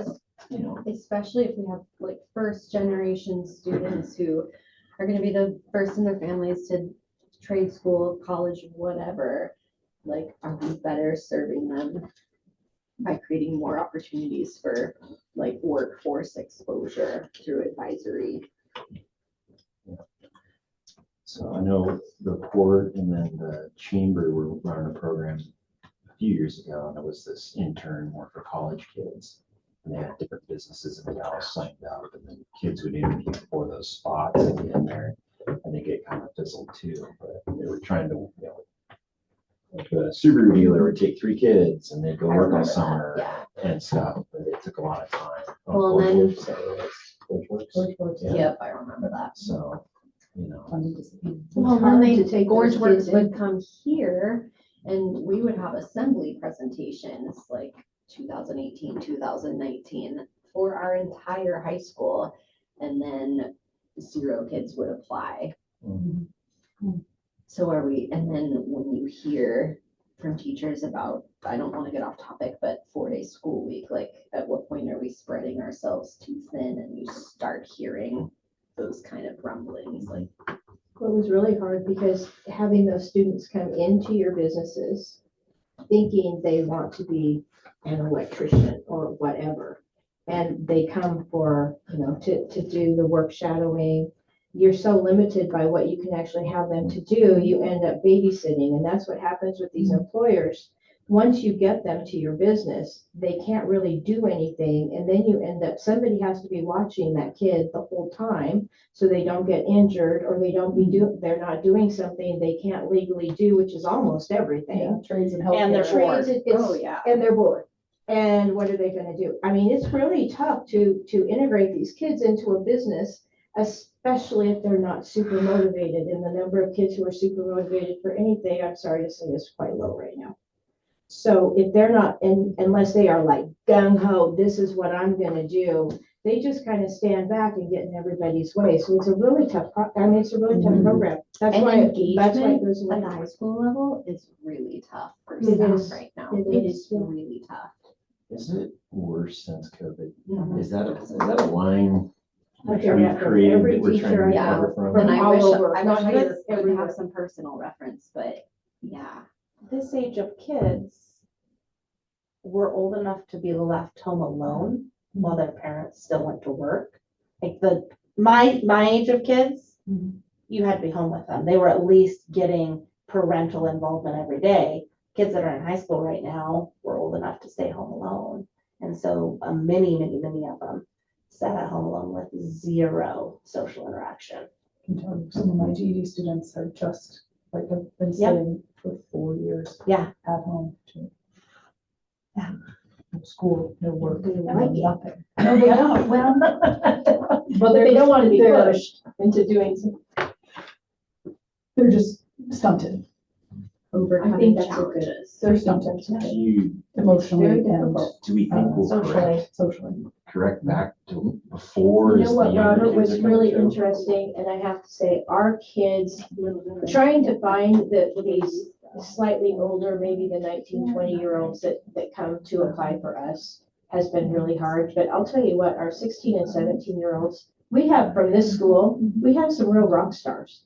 I'm hoping the pendulum is swinging. I really am. I'm seeing some of these kids back to what Yeah. it used to be, if you really give them the space to do it. A little bit older than that, it's like, I have seen nothing. It has been really bad. And they don't have the skill sets. I mean, just basic skill sets to work with public. They can't talk to people. They can't do, I mean, we have hired people from this school who have graduated, who can't even interact with a customer coming in, or can't count change, or can't use a basic, I mean, it's really bad. But yet the girls who are working for us right now, they're great. They're a little bit younger. They're 16. I mean, they're great. So there's something. So that really Well- supports the notion of getting back into core classes and It- be A reading, lot writing, really arithmetic. does. Like I hate talking about COVID, but our current third grade class is the oldest class at Dufur School that has never seen a non-normal school year. All the other grades at some point, Yeah, some of them had missed the whole fourth quarter in 2020, and the rest of them at least did that hybrid schedule year Hmm. and or missed, like, Or went even the totally year online. after the hybrid year, we had a few weeks where kids weren't coming and kids were wearing Yeah, masks shut down on a the lot. campus. So the current third grade class is really the one to watch, but every class older than that also brings into consideration, like, we're gonna have to have some heavy emphasis on core and core support, and especially math and reading and It's hard to writing. separate out also sort of the social media part, I mean, because like even my kids who were 20 and 24 didn't have the kind of full screen time, relative to what the kids in high school have had. Mhm. And, and granted, my kids would have had a different experience because I restricted it more than some Well- families do. But like you can't separate the two, because I think that's part of what happened is that the COVID made it worse because they had nothing else. Well, even like the littles, Aaron and I had a huge discussion about the COVID thing and kids not knowing, being like they used to be. And even though the third graders haven't had a disrupted school year, until you get to the kids that were born 2022 or later, those kids still in that formative social interaction were locked up during COVID and weren't toddlers Preschool, playing, yeah. so I think we're gonna see the lower elementary behaviors continue. I think we'll see them go down as we move further Hopefully. forward. Hopefully, we can't. Can't go up. Well, That was not off topic at all. Sorry. Well, just, it's something the school, all schools are having to deal with. Mhm. It's trying to educate Oh, yeah. youth. And that's what I was gonna say. I mean, we are a public school. Mhm. We are the melting pot. We have families that travel the world with their kids. We have families that don't leave Wasco County. And we try Kids and, who've never we been to try Washington. and go like that and put them together, which we have to. That's our job. But it's tough sled. It is tough sled. It really is. Kristen needs to leave by 6. And so is there any other information you want to ask her to share with us data wise? What about even things like basic things, like as more kids come in, what about Chromebooks and things like that? Do we need more? Is that in the budget? How do we pay for those when they get lost, when they get broken?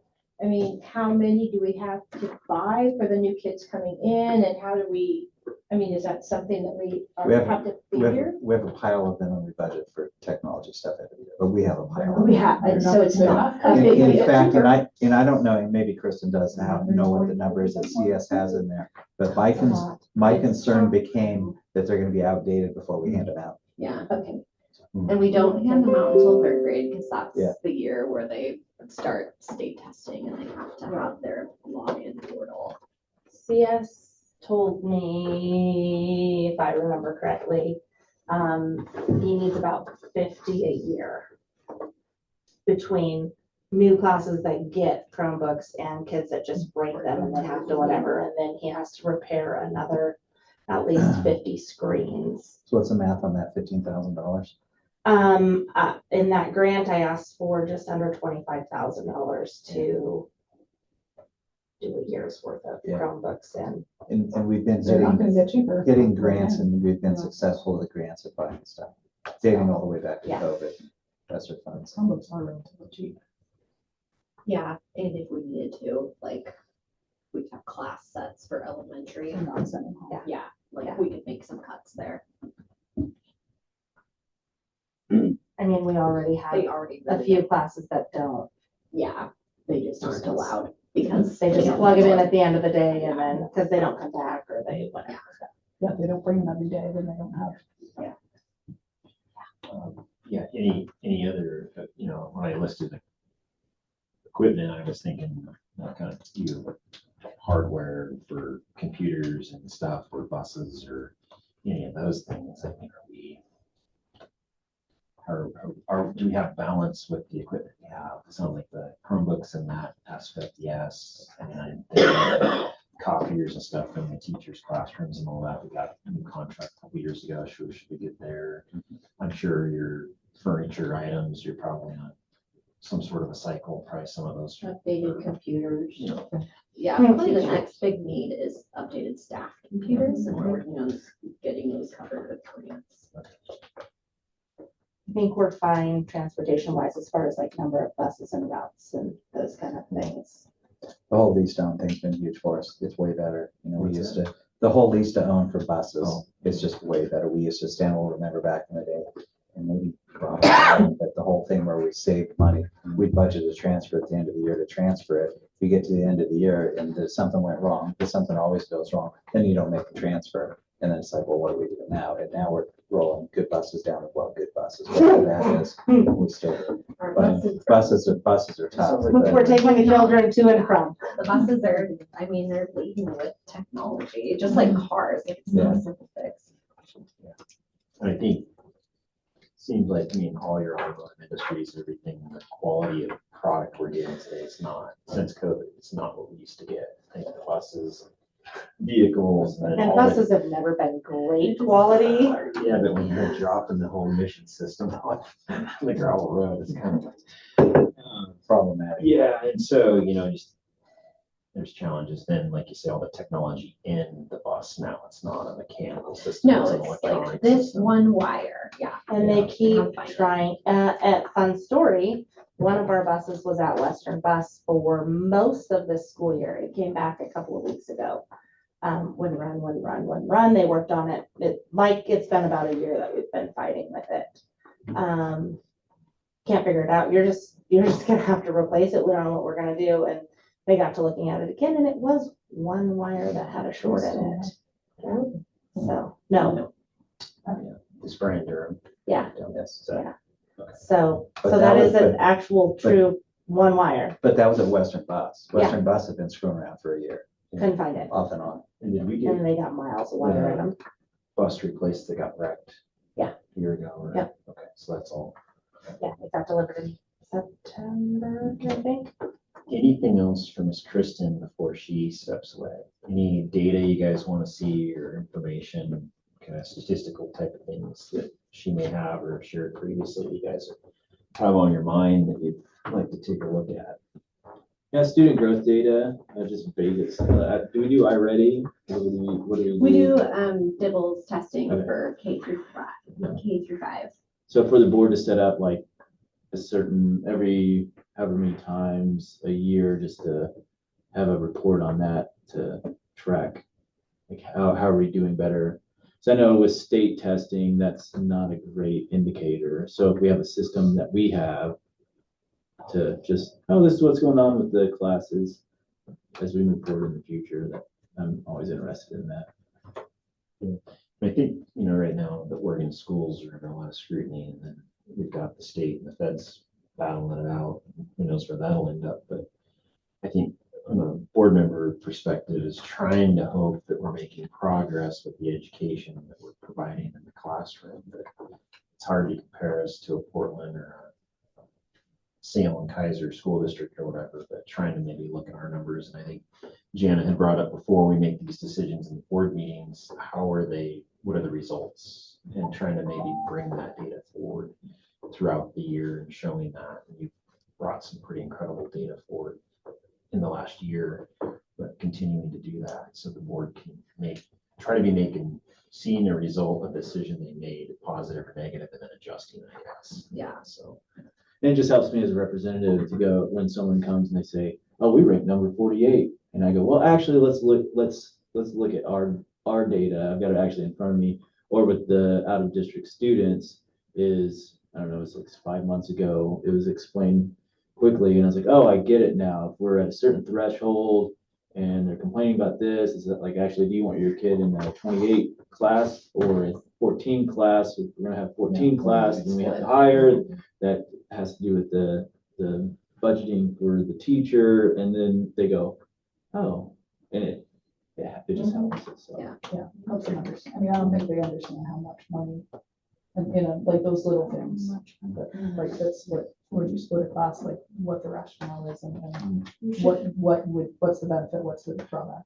And that is tough, Sure. and whether it's you always talk about tough. the state deal or DIBELS or whatever else we're doing. It's tough because in a small school, in a small class, two kids either way, two kids can move in and make the class look like the teacher's the best teacher ever. Or two kids can move out and make it look just the opposite. And that's why a lot of those things, those ratings and things, I've never put any weight in those. Although, I mean, people read that stuff, Yeah. they're asking you questions about it. It's a real thing. It's just sometimes it's difficult at best, Well, it's so hard because our sample sizes. for sure. Well, and Synthesizes speaking, that. like, that's what I'll end on is sample size. If you go look at our at a glance reporting for Dufur around attendance, but really at third grade language arts state test scores and where we compare to the state, we're looking really good. We've always looked good for language arts state testing. We're always at least 10% above the state average for kids who are proficiency scoring a level 3 or higher. But if you look at last year's 8th grade math, our data shows that Dufur's 8th graders last year, only 17% of them scored proficient on their state math test, which is 10% below the wonderful Oregon state average of a whopping 27%. But you don't see how many kids opted out of that state test. And you also have to consider that, yeah, and kids know that it's no longer required for graduation. There's not a lot of fight into it. Parents know that. And so they click through it. Like I can see individual test scores and I see like potential valedictorian candidates who scored level 1s who are in geometry right now as freshmen. So that level 1 is not accurate. Like we have a whole professional learning committee of 6 through 12, our 6 through 12 math science team that's determined our state test data for 8th and 11th graders. Is we can't even make any decisions on it. So I shared out a letter to parents and then a separate letter to staff. Like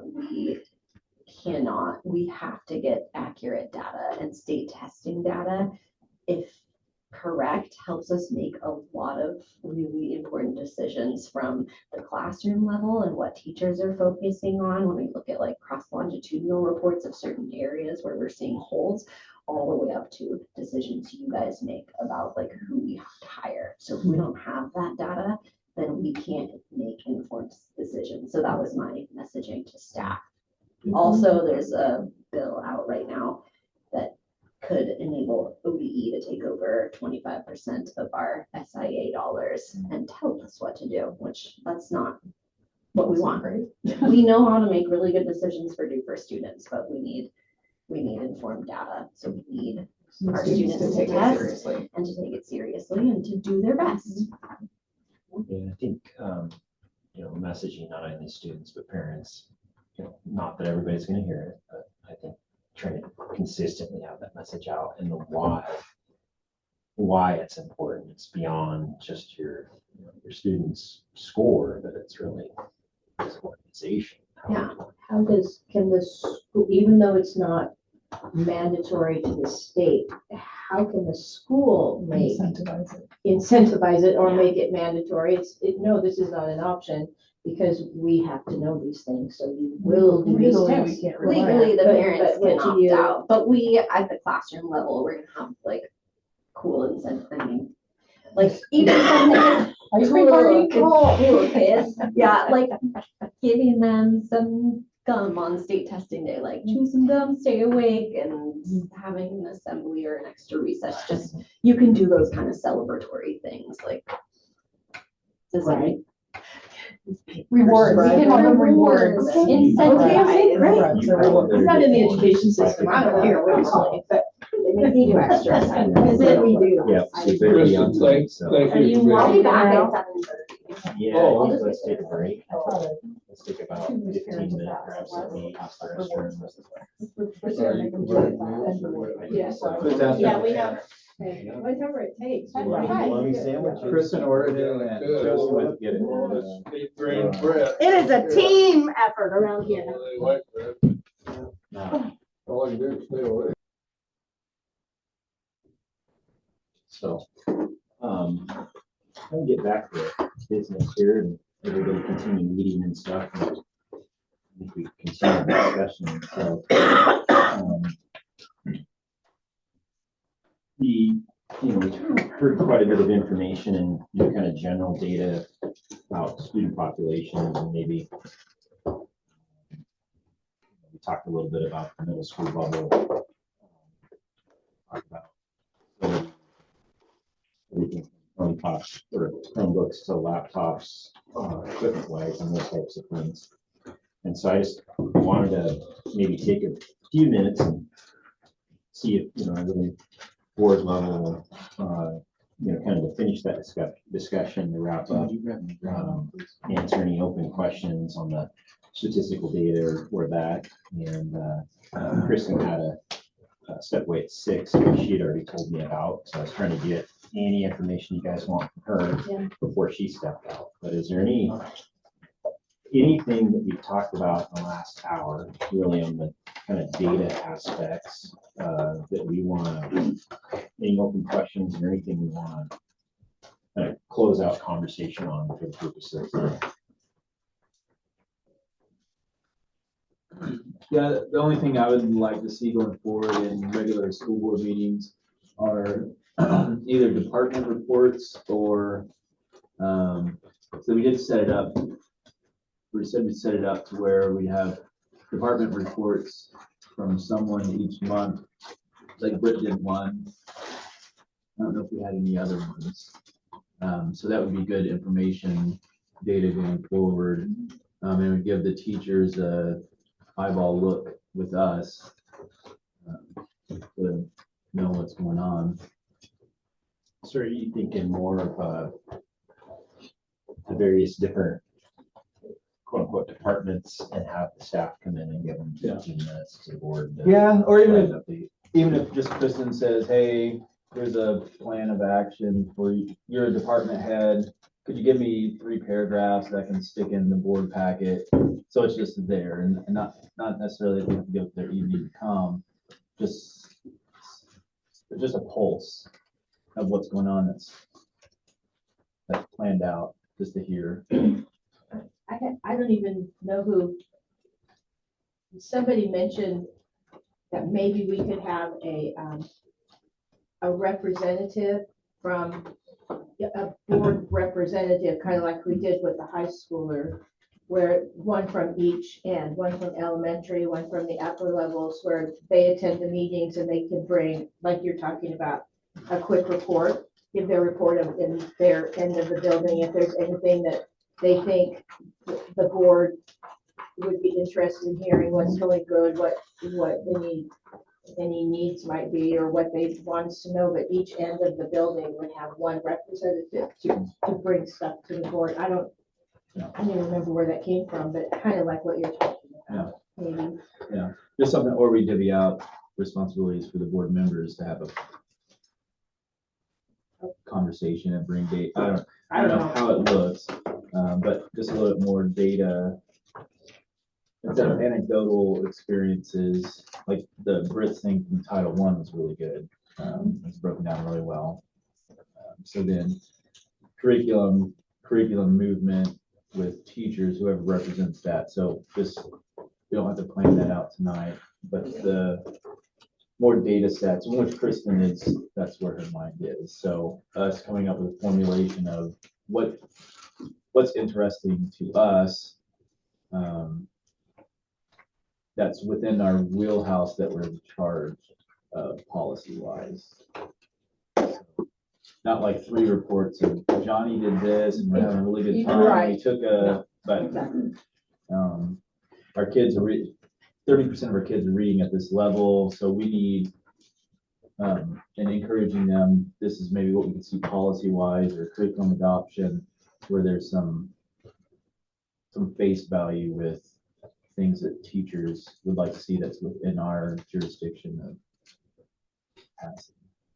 Yeah, I just think that a little bit of caution, just the board's duties to manage the administrative superintendent, and so trying to remember what our role is, not by any means saying, you guys don't move forward with that, but maybe moving forward next year, the board could have a conversation with Kristen around, that type of thing, kind of staff reports, and I could see Mr. C coming in talking about discipline, how discipline trends have been so far this year. And, Maybe quarterly. yeah, special ed, Neona's been in before talking about the CET program, and those types of things. You guys maybe kind of list out what topics that would be of interest for the board. Yeah, I feel like Kristen does that somewhat in her principal's report. But then like, like I said, Rick comes in occasionally. Mr. T comes in occasionally. There are definitely times to highlight it. But I don't know that a full time, that asking teachers to come to every board meeting is a good, they're not gonna want to do it, first of all.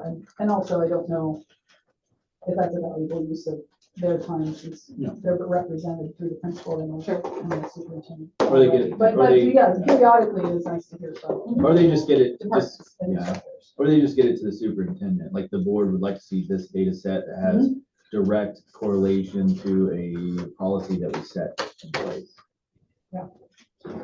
Sometimes boards will kind of routinely on their schedule have some sort of outside the board person or group come in and present, and just kind of a standing item on the schedule, and they get 15 minutes, and it gives the board kind of a broad spectrum of maybe it's ESD, maybe it's an outside organization that the board partners with, or the school district partners with, or maybe it is the special education department or the food pantry. I feel like we've done that.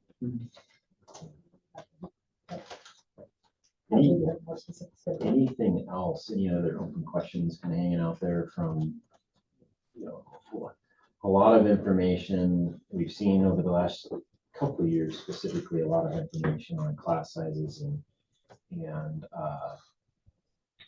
in district, out of district, we've scrutinized testing scores and practices and all of that. Is there anything else out there that you want to wrap up statistics wise or data wise from the conversation? The budget, really is where the rubber meets the road, and then we're creating a budget on a bunch of unknown numbers that we tend to do each year. But I mean, really, that sets the pace for what we can and can't do. And I think the advantage we do have is with foundations and stuff. I think there may be additional opportunities to leverage funds there with programming. See what that might look like and what the support of the foundation boards would have of that. I think those are the discussions to have in the future. They are, and I think that, and maybe Andrew's looked at it, or if we have that data already, but what kind of losses have our foundations had in the last month? And it's probably $500,000 each. I mean, we're in the toilet, and so that's scary. We'll bounce right back. What goes down must come up. Yeah, but unfortunately, it's not coming up from where it was. I know. It's okay. It's Coming okay. up maybe someday. Just Write it out, write it out. Okay, do we want to move into a discussion around setting priorities and goals related to student population, staffing, facility, and we have enough information? I mean, I think some of that's going to wash out in the budget. I think I don't think we have the information. staff really needs to be looking at schedules. Kristen brought in, kind of it was a 6 through 12 schedule. Yeah, I mean, it's kind of, what are the factors? It's the staff. We've got a couple staff folks that we're trying to replace, what the student population is, what the budget is, and then trying to put that all in with what the needs of the kids are. So I don't know that we can quite do that yet as far as setting, priorities and goals. I think some of that's going to come out of the budget. Is there anything, I guess, any food for thought, Josie, and administration should consider as they're developing a budget? I mean, it sounds like we talked a lot about really trying to focus on core classes. And try to make sure we're well staffed there, and then looking at the CTE programs and other extracurricular. Is there anything outside of that? Just anything from your perspective? I mean, you're getting experience each year here, so. This is the time of year that I don't sleep, it's fine. No, and I mean, I look at the budget. I like to say when we have our cabinet meeting every Tuesday, what do you have to do? I'm just looking at the budget every day. I mean, it's tight, as it always is in a school. The way it goes. But- Hey now. But that's where we're prioritizing right now. So it's like, what do we have to do and what's left over to do what we can do? And Jack talked about, we have to have a second bedroom. We just can't serve our students with one person. It's too much.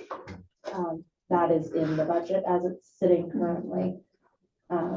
What is that generally? Is a bedroom, one teacher and one aide? And how many kids could that normally accommodate out of a normal classroom? Depends on it depends on what the needs are. Right. And so that the high needs kids, I mean, it could be 5 or 6 kids with a teacher and an aide. Right. Kind of thing. So it's not very cost effective, but it's not very educational effective to put those kids in It's not. classrums and No, do it's that not. stuff. How many we currently students right have now that have a full-time aide? One A sped couple. teacher I think a couple. and 70 students on IEPs. But we're actually having, Ann asked, if we have full-time aides, we have 2 right now for kids. But we're actually Like 1-to-1. 1-to-1, but Yeah. we're kind of our staff has done a great job with those students, and we're transitioning out of that We've had thing.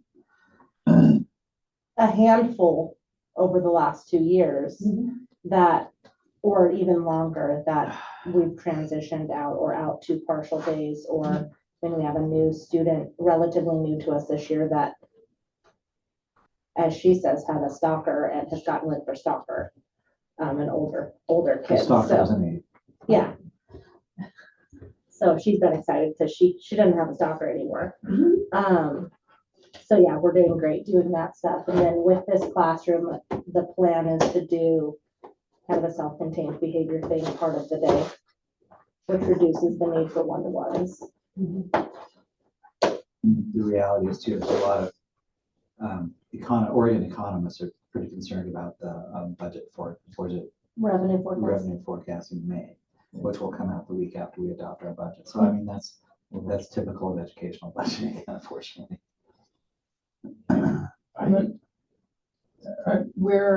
So those others, there's the two teachers that are, like, where are we in the hiring process for the We'll two interview mid-level probably high next school teachers? Probably Teachers? next week. We have one applicant for the Yeah. ELA job, Humanities. humanities job, and then we have 2 applicants for the STEM position. I think most of the teachers' aides are in elementary. And so I would almost think we'd want to look at like the classroom as like I'm gonna call it a fully loaded rate for lack of better, but the teacher plus whatever aides it takes to support that class. I think that would help the board as far as looking at the economics of class sizes and stuff, trying to get this balance and everything, because in my mind, it's a little different when you look at a high school class where it's a teacher, you got 1 FTE, and then you're looking at a 3rd grade, and maybe it's a teacher or split 2 teachers and each have an aide, and kind of looking at it that way. And I just, I think as we're looking at class sizes and in district, out of district, and all those finance numbers, trying to put some mix to it. And then, excuse me for the term, but with ADMW, Kristen mentioned that that's what she's looking at. So can you explain a little bit exactly what that number is? So, yeah, and it has to do with how we're funded, but essentially that goes back to what those students require. And so ADMR is our students, butts and seats. Okay, total number. And then ADMW is weighted. So your students on IEPs count for an entire additional student. So a student on an IEP, actually, the state counts them as 2. There are weights for pregnant and parenting and students in poverty, and essentially many of them, not all of them, but many of the things that make it more difficult for those students to learn and or function in school counts for an additional weight that we get paid on. So while we might have, and I don't know what the exact number is today, 350 some students here, people are 357. 357. Our ADMW for this year is, the last time I looked at it, 461. So that's where that jump is. So if you've got 9 5th graders, you've got 38 students, 9 of them on an IEP, you've really got 47 students. So what I'm wondering, where I'm going with this is, should we be looking at that instead of looking at a list of 18 kids, really looking at that number may more represent what we're dealing with? Yes. The trouble with looking at that at a kindergarten level is we don't necessarily have the data. We don't have identified. They may Yes. not have an IEP yet. Well, and kids typically don't get IEPs till like 3rd grade. Yeah. Unless they're But throwing rocks through windows. I still think from 3rd grade up, then it may be worth us looking at that with some of our information. How much of a heads up do we get from like early intervention about students We that start are coming hearing- into kindergarten? We would have been hearing about them at this point. So we do know some. We do. Yeah. No, we have, we have at least one really high needs kid coming to kindergarten next year. So, yeah, there's some heads up, but not, Yeah. we're not guaranteed. And how many do we have in kindergarten this year? I know there's at least 1, right? High needs kids, yeah, 1 or 2. 1 or 2. The good news is we have Shelley, who's done a really good job of Yeah. Shelley's- Is kindergarten, making that Shelley's amazing. department more cohesive and is kindergarten fully Successful. funded by the state? Kindergarten is fully funded by the state, has been for maybe 5 years or something. It wasn't for Kids is too never, many. never, never. Yeah. And we do for Yeah, actually, for one in other school districts, And that's but actually started full-time kindergarten prior to getting paid for. And they also, do the weighted part of that. They do. yeah, they're They one. do. But again, kids aren't identified that early normally. Oh, so, And two things with the weightings that are going on right now is the sped thing. You can say we have 3 kids in a class and we get double for all those. We don't. We get 11% of, we get funded for up to 11%. It's capped at 11% with sped kids. So you can line sped kids up all day long and it's like, well, we need an aid, we need this. And you do sometimes, but you You don't don't get get it. you only get paid 11%. 11% of that's the cap of sped kids in your school. So district. our Yeah, school but- population, you get an Oh, extra 11. weight for up to 11% Oh. of your population. Oh, And they're discussing legislation to increase that right now. They want them to do away with the cap. It'll likely be they raise the cap. However, But the problem. it's not gonna be funded. It's still gonna be just a state school fund, so it's really not gonna make any difference how much money we get. It's the same amount of money. Can we You're do gonna our, raise the amount of kids and, yeah, pick our 11% and send the rest away to unfortunately, we cannot do a that. district that doesn't have 11%? Unfortunately, There there's is no not district one of that don't those. have There's not one of 11%. those? No. You don't have enough, you I know. take. No, I may have said Everybody earlier, is this over public 11. education. Is they're not there- public I though. know. Is there a, with the 70 special ed students we have, is there a trend more so now to get your kids on IEP? Or is there a learning, is there more learning challenges now? I guess, you know, I mean, is it public awareness and they're trying to get the kids on IEPs? Or is it we truly got like this educational challenges we're dealing with maybe a result of electronics and COVID? Well, you have, I'm asking the finance. you're person. asking the finance person, but you have everything from a kid that is only receiving, and I say only, and it's very needed and it requires extra resources and all of the things sometimes affects their reading and stuff, but everywhere from a kid that is getting speech services, which is an IEP, to medical intervention with a full-time aide that is monitoring for a seizure at every moment of the day. Like everything within there is an IEP. So there's a varying level of the services that they're getting within the school, within those 70 students. And then I guess, more for Jack and Kristen, but is adding one additional FTE or special ed departments, I don't know. Are we doing enough, I guess, is what I'm wondering. Should we look at budget more? You know, and it becomes the same age-old thing is, how much is enough? And we haven't had enough. Shelley Hunt's done a great job in terms of being the director of the program on a really limited amount of time and things like that. But yeah, at this point in time, it is. And that's not to say that in another year or two, Kristen and Josie will come and say, no, I wasn't enough. And we need to do X, Y, and Z. I mean, it's a fluid thing. And that's really the thing when you get into things like that is, and it probably won't happen, but you put a second staff person on, they're going to be there for a year, usually for an entire year. Typically in education, you don't jerk people around mid-year. But what happens if 10 sped kids go away? That's probably not going to happen, but if it does, then we're out with the staffing thing. So too far out in front of it. But I think an additional person is a huge step for the district.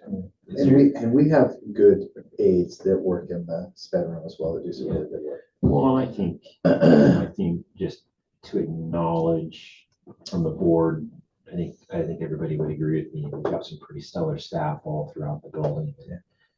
Yeah, it's pretty impressive. They've got a lot of multi-generational teachers and people who've been here for a long time. And I think staff makes the building what it is. Yeah. One of the things to remember with SPED is that we added OT, occupational therapist, this last year. Elena Durham's filling that job. And to make that happen, we pay her half time. 6%. Yeah, and then the rest of her, because we can't afford to have an OT, the rest of it, North Central, ESD and Condon contracts with us. And so Elena goes out there and does work, and she does a lot of Zoom stuff too with the kids. She's doing stuff 2 days a week for out there, which has been really good for us. It provides us services here. Obviously, Elena's a great person that you want on your staff, and so she's doing a great job. The addition of Shelley, she's done some stuff. I think this is the first year that we really had a contract with her to do. She's been. Yeah, She's been. a full year contract. Yeah, she's been a huge improvement for us as well. Is she full-time? No, Oh, she's not even full-time. no. She's a contractor. She's a contract person that does a lot Right. for us. And has huge immense experience in sped, which has been really good for us. Yeah, no, I feel good about in leaving. I feel good with where our sped department's at this point. Yeah. Shelley's background, retired from Klamath Falls as a superintendent. Yeah, and she spent time as sped director, as curriculum director. She did all that stuff in her career, and so it's really a great thing for our school district. I think, excuse me, from what I'm hearing anyways, and I'd like, I guess, my opinion, to have this kind of reflected into the budget is sped with having increased numbers, making sure we're short up there, and then core classes throughout K through 12. I think those have to be. Yeah. Trying to make sure we're well budgeted to be well staffed in those departments is a priority. Yeah. For sure. And then when we get the actual numbers, we'll Wow. Yeah. adjust, but I mean, hopefully we've got enough to support what we need, what we feel we need staffing level.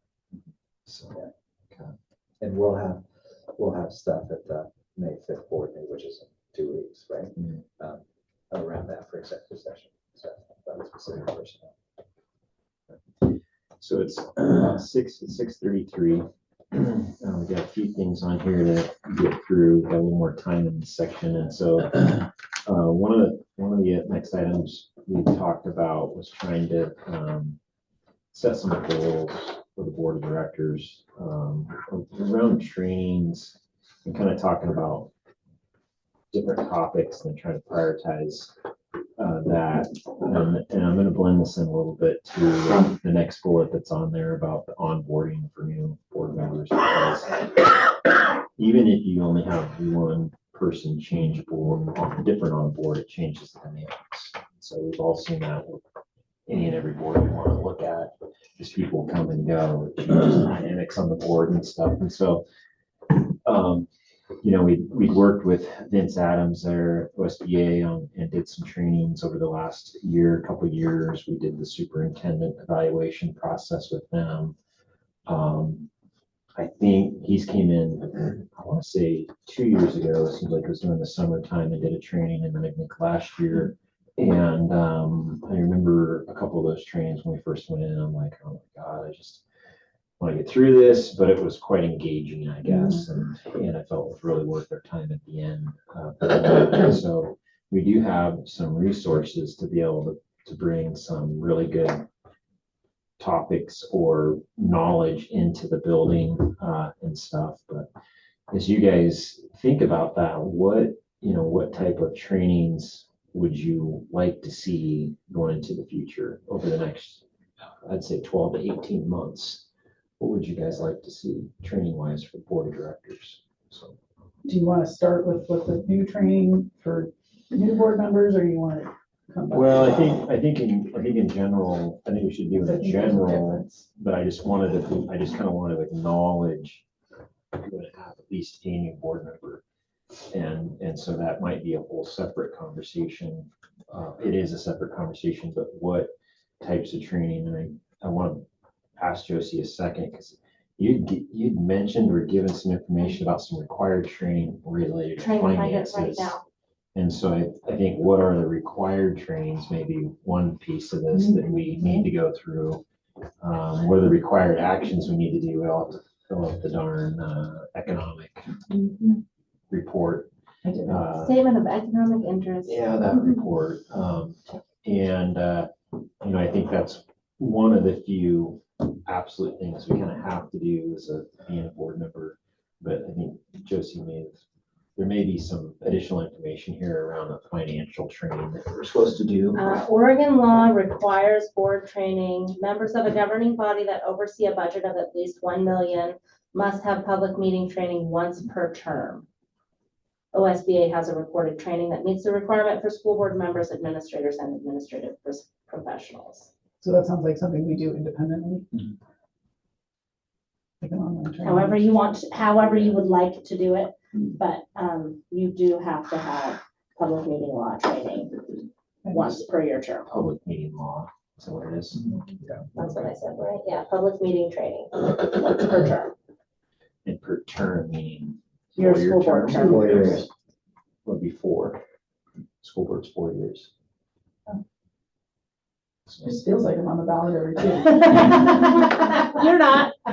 Feels like been it. here a I know, while. I do too. I think budget is 3. Budget 3. Yeah, budget's Budget 3. Okay, so there's one training, I'm not quite sure how it gets recorded, or reported, but, it's one that's kind of, is that something recent? It's been in this ORED news that we get for, I don't know, a little while, but it's new this year. I think you can just watch it individually though too, I if think- you want, because I was looking at that same thing at home just to see what it was and. OSBA will report it for you. If you go to the trainings, they do a little QR code of each class that you go to, and then you get gold standard, all of that stuff, and they Yeah. Record as you're logged into their system, okay. So I guess maybe what are the training, opportunities? One would be bringing someone into the school or board meeting, one would be the OSBA annual conferences, they do 2 conferences a year, I believe. Tim, you've been to a recent one, which Yeah. they have probably, so assuming like any other conference, they have a whole selection of different breakout sessions and you can go to and. One in summer, one in November. Okay. They got the online portal, a lot of the information online. I think OSBA's got quite a suite of online trainings, but is there anything, so some of those I see more being an individual thing where you would pick, even if you went to the conference, you would pick what courses you want to go to, but what types of trainings would you want to bring in for the board or the board and administration? Is there anything that comes to mind there? Necessarily. I kind of need to see the list. That's what I was gonna say, I'd Yeah. like to see what's offered I mean, what should we know? That we don't even know what we don't know, right? The 2 big ones for me that I've seen struggling with is public meeting laws. And that covers most of the gamuts. The emails that you've gotten from me, it's mostly about public meeting laws, like, hey, these are things that we need to keep our eye on. And then Robert's Rules of Orders, efficiency of meetings. And then board governance roles and separation of powers between the board and the superintendent. Like, what are we responsible, so we don't overstep? I think that's super important, especially for the new board members, because I think when you come into the school board, like, you don't really, I mean, and I haven't worked in education, but I didn't know exactly what the school board did versus. And I think that, well, this is a different conversation, but what we can do as a school for our new board members that are separate from the SBA, that's something we can get onto next. Because I get questions about hiring stuff, and they're like, aren't you in charge? No, I'm not in charge of that. You need to go talk to the administration. Another one was like with Robert's Rules of Order. Someone said just the other day, is this a typo? You seconded it, but you didn't vote for it. And I'm like, well, seconding in Robert's Rules just means I want to discuss it. It doesn't mean I'm agree with it. It just means it's worthy of discussion. And so there's some confusion when the public sees it. They're like, what's going on there? And so being able to articulate that to the stakeholders is important.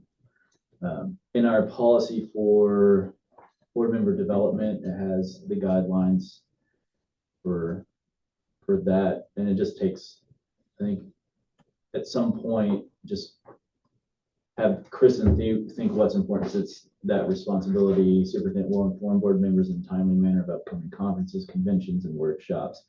And then for our orientation of new board members, it gives us a step in the steps in which a newly elected or appointed board member will be given materials.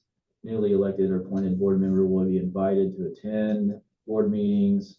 Newly elected or appointed board member will be given a copy of board policies, board priorities, long-range plans, district adopted budget. The members of the board will serve as mentors to newly elected board members. Superintendent will supply material pertinent to meetings and will explain its contents. So we have a process already in place. It's just a matter of making sure that we. And that's for the newly elected. Yeah, because Well, I think it might be relevant to look at that list. I mean, you two have been sort of the most recent additions. And if we That would have haven't been very, very helpful. yeah, Because coming in cold without any of that background information, it takes you a lot longer to even know what you guys are talking about. and I came in a midterm situation where somebody left and I came and replaced them, and so, yeah.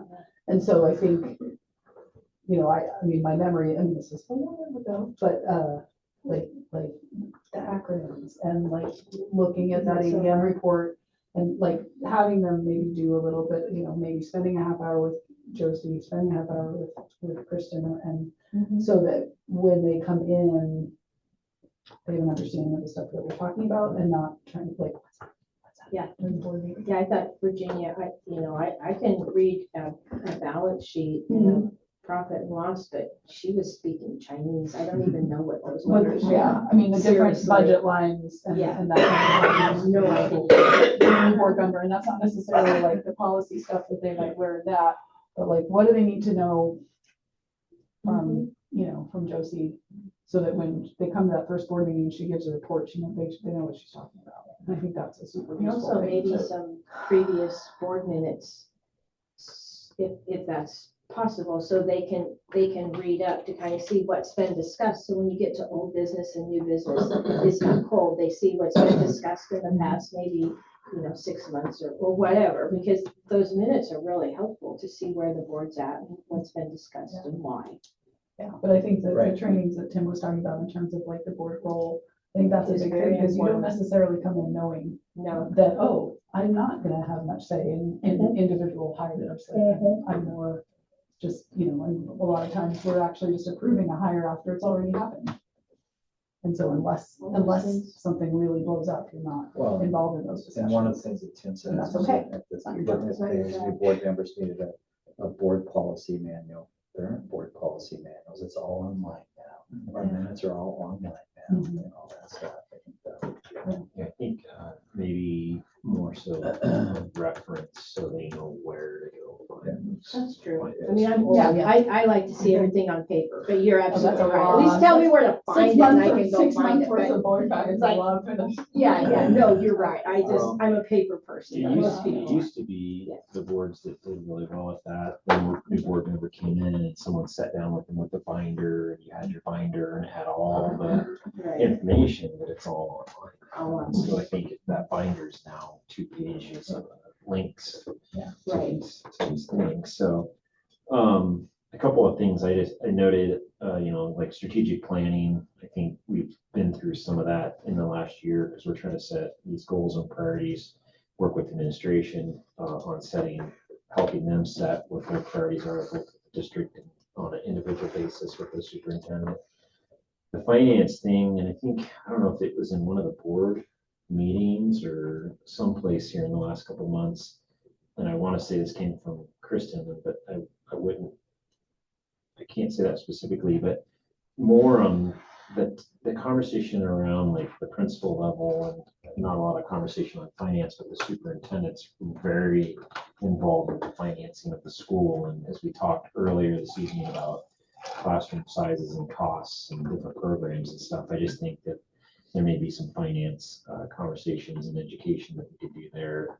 Also related to funding, how do you fund the school, where so much of it's moved to grant-based funding versus just the funds coming in on a per student basis. And then when we have the accountant give our review of our audit and stuff, I think, Joyce and I are both asking the same questions. What should the financial report look like going to the board of directors? And so I think when that gets kind of flushed out, I guess having some education of not everybody knows how to read a balance sheet or profit and loss. And So so I think just the monthly reports, even your budget number and your year to date, what you spent and the percents.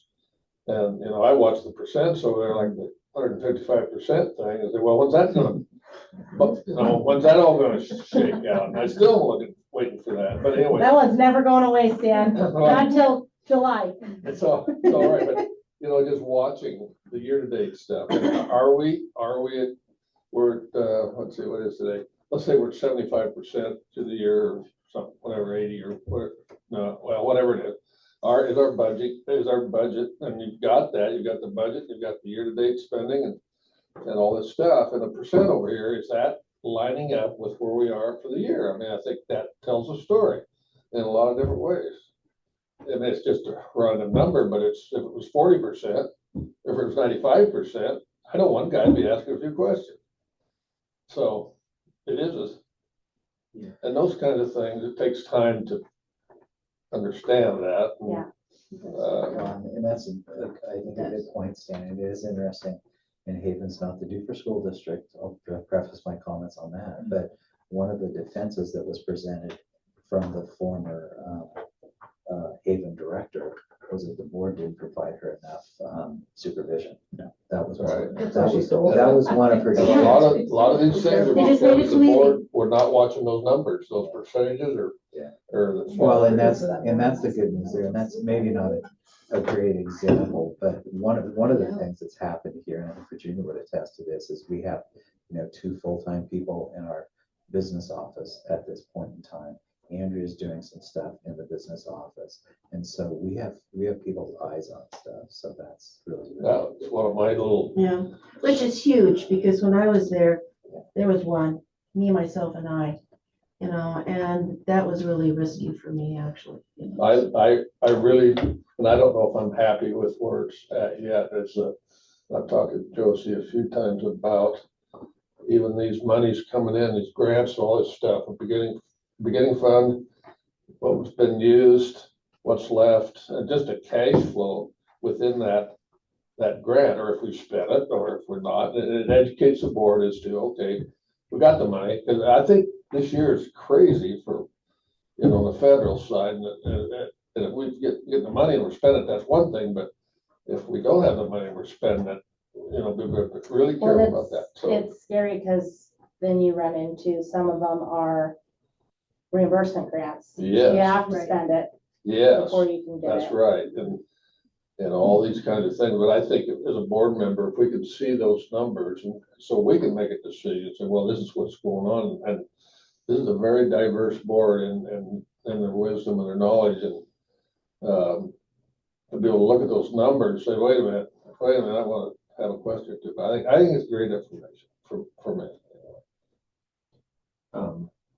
and I think Jack kind of alluded to one other organization's financial situation, but there is been another organization in the ag community, an agriculture organization, and there was some fraudulent spending going on, creating quite a ruckus, hit the news about 6 weeks ago. And so a lot of the organizations right now are kind of really doing an internal review on their steps, their processes of financial handling and stuff. And so I would just encourage you to, I would have nothing against actually bringing someone in, because the auditor is doing a high level, but having someone come in and making sure we got proper chain of command and separation of duties and those types of things to try to. Yeah, I think it's a good checks and balances, and I'm nothing against it. Anybody. No, here. It's just something that gets overlooked. It's just. It protects your We butt. talk, people, Protects your butt. I know I've rolled my eyes when people come in and want to pay me. I don't take money unless it's an emergency.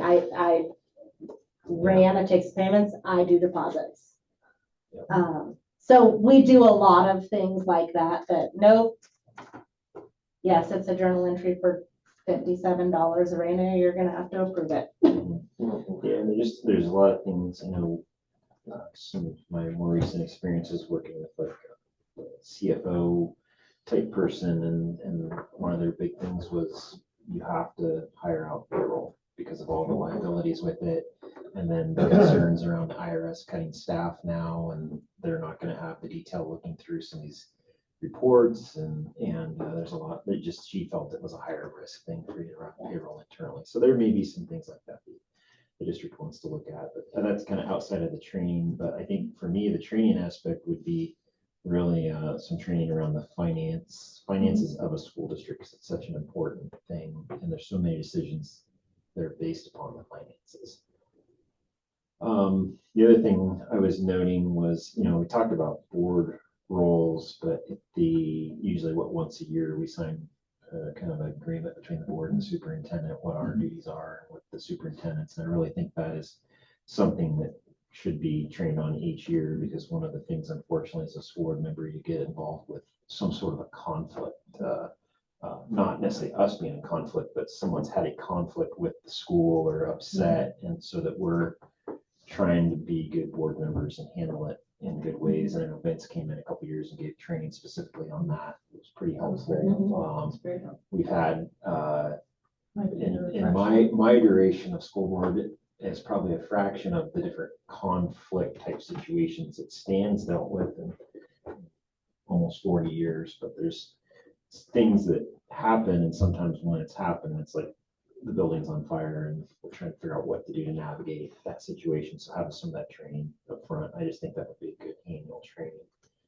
What else? What else is there training wise for boards? I think really boards should be looking to the future, trying to help with strategic planning, trying to manage the superintendent finances, but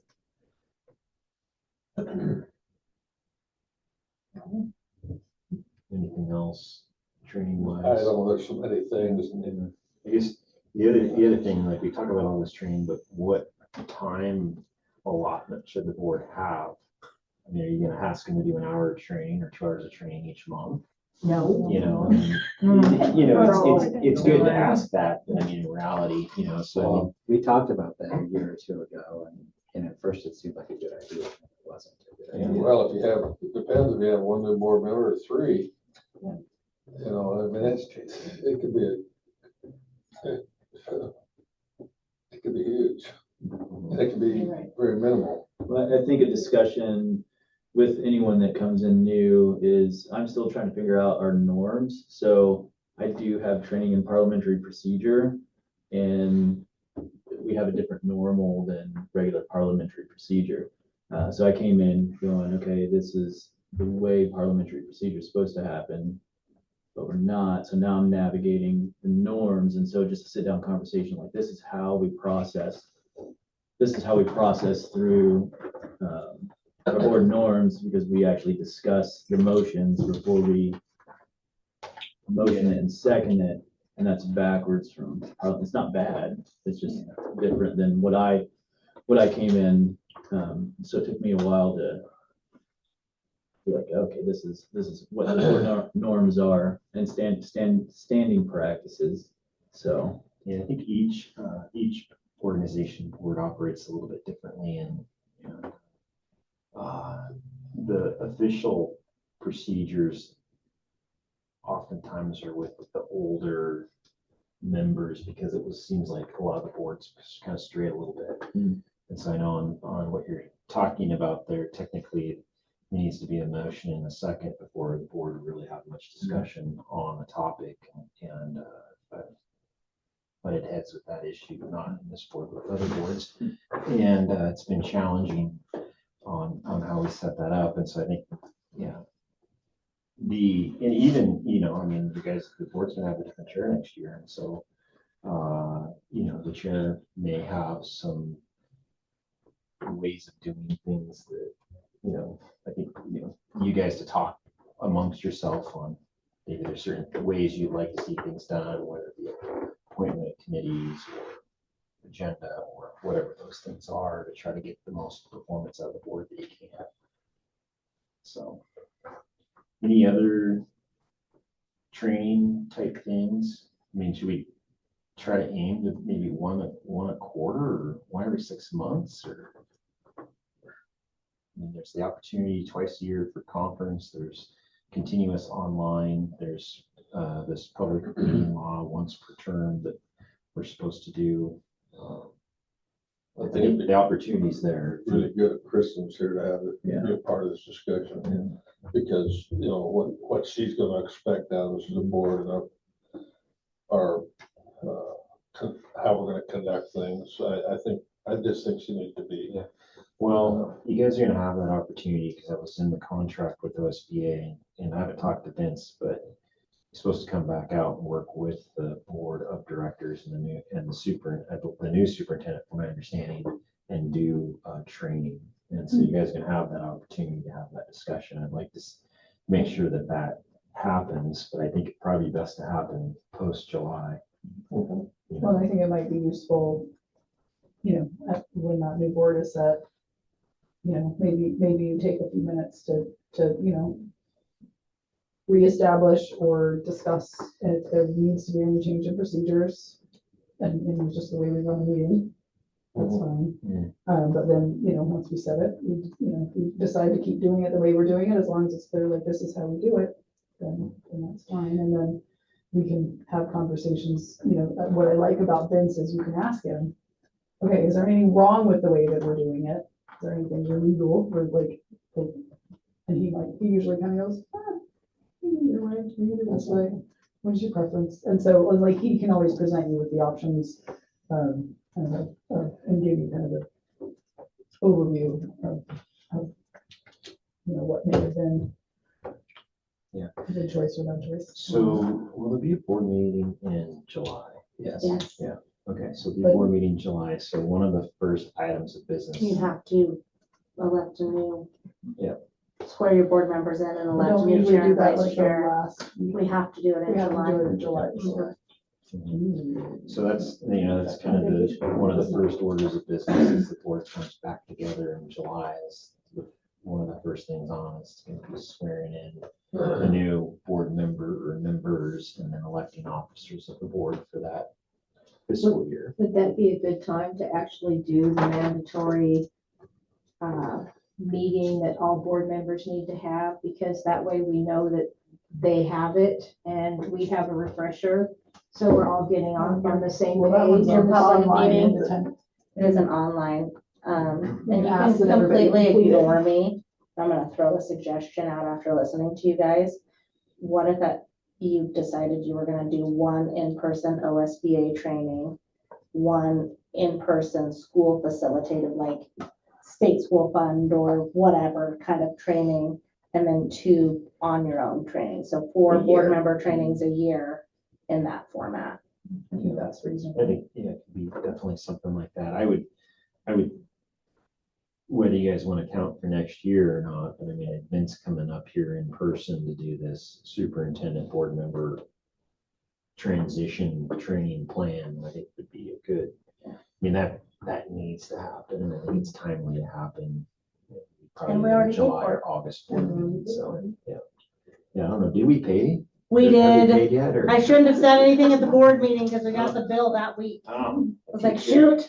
Yeah, I knew we hadn't paid for that yet. Okay, so, any other discussion around training? I think it's just kind of something ongoing, so maybe, I think probably for the new board to pick this back up, but most likely either July or August, I'm guessing you're gonna start out with Vince Adams being here and the new board could be having a conversation with him at that time. You can continue that as far as if there's anything pressing. But we do know that, this public meeting laws is something that's there and everybody can go in and access the OSBA site. Okay. Onboarding specific to the new board members, we kind of touched on a couple of things there. And I think handing them a packet of information is one thing, but I think also, the folks that are on the board that's had some experience and time under the belt, really trying to help mentor those newer board members and, kind of, you might say, give them the time or patience during the meetings and stuff if they are asking questions. And sometimes that might be just like, hey, let's talk afterwards and I can provide an update to you and share that information. That doesn't Try to get happen them automatically, and new board members sometimes are not gonna ask because they feel stupid. Yeah, well, it might be something that we're, from your messaging anyways, that we try to be a little more aware of. and we try to, take some time to, hey, is there anything that you want to talk about there? But I think it'd be great if the new board members could come in once, they, at whatever period once the election's certified or what have you, but come in and spend, like you say, 30 minutes an hour with the superintendent, 30 minutes an hour with Josie and finance, and maybe there's other Well, staff hopefully that they come would to be the good. June meeting. So, Yeah. If they could come to the June meeting and start observing Mhm. at that point. So we could You guys have a shared Google Drive with things that you can all access. Well, I'm sure there is through that Gmail account, but I don't know that we're utilizing it. So. That would be a great place to put. One thing really Whatever kind of helpful that when documents, this election is over, is gonna be the beginning of the budget time, and it sure be very good for the new people to come and go through the budget process and listen to everything and start getting an understanding for what goes on. I think Sorry. folks, the new board members, I would encourage them to start listening to meetings now, not wait until the election, but just to be involved. But even until they're sworn in, they still can't participate in the executive session items, but they can still be there for all the open session, listen to the discussion and all that, and try to get up to speed.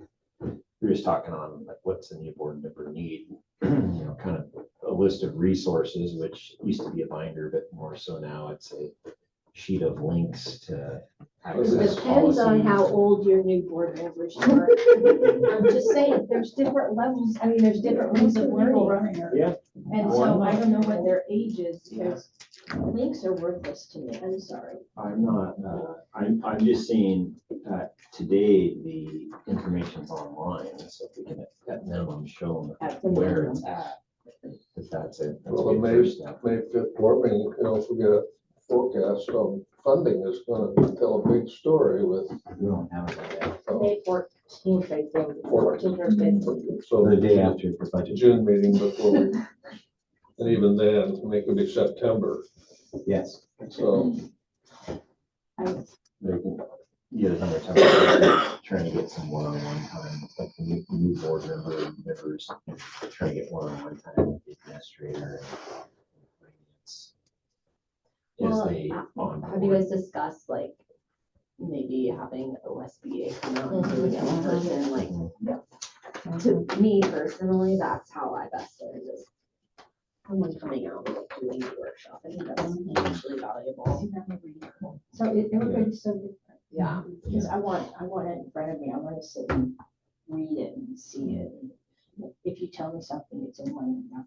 Well, this lady that's doing our audits now, this is probably the first year in 40 years that whether we've got a printout, I always look to see where Virginia's screwed up and how they're tuning them up. But other than that, I never pay much attention to the audit. But that lady was very informative about stuff, and I think it was very, isn't that right, Virginia?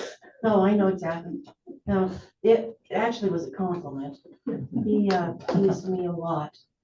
First thing he would head for is the back of the audit where it listed everything that you might have done wrong. And then he always had. I always look for that page. Yeah. Well, I come by it honestly. I learned that from the people before me. So, I just got it. But anyway, I thought that the auditor really gave us a good overview of how the audit actually worked and all the things, because, all we did is read through it and listen to the comments and all this stuff. So I really appreciated that this last year. I guess, Kristen, I'm gonna reach out to Vince because in that contract for the superintendent search, there's a training offered for the board superintendent as part of a transition.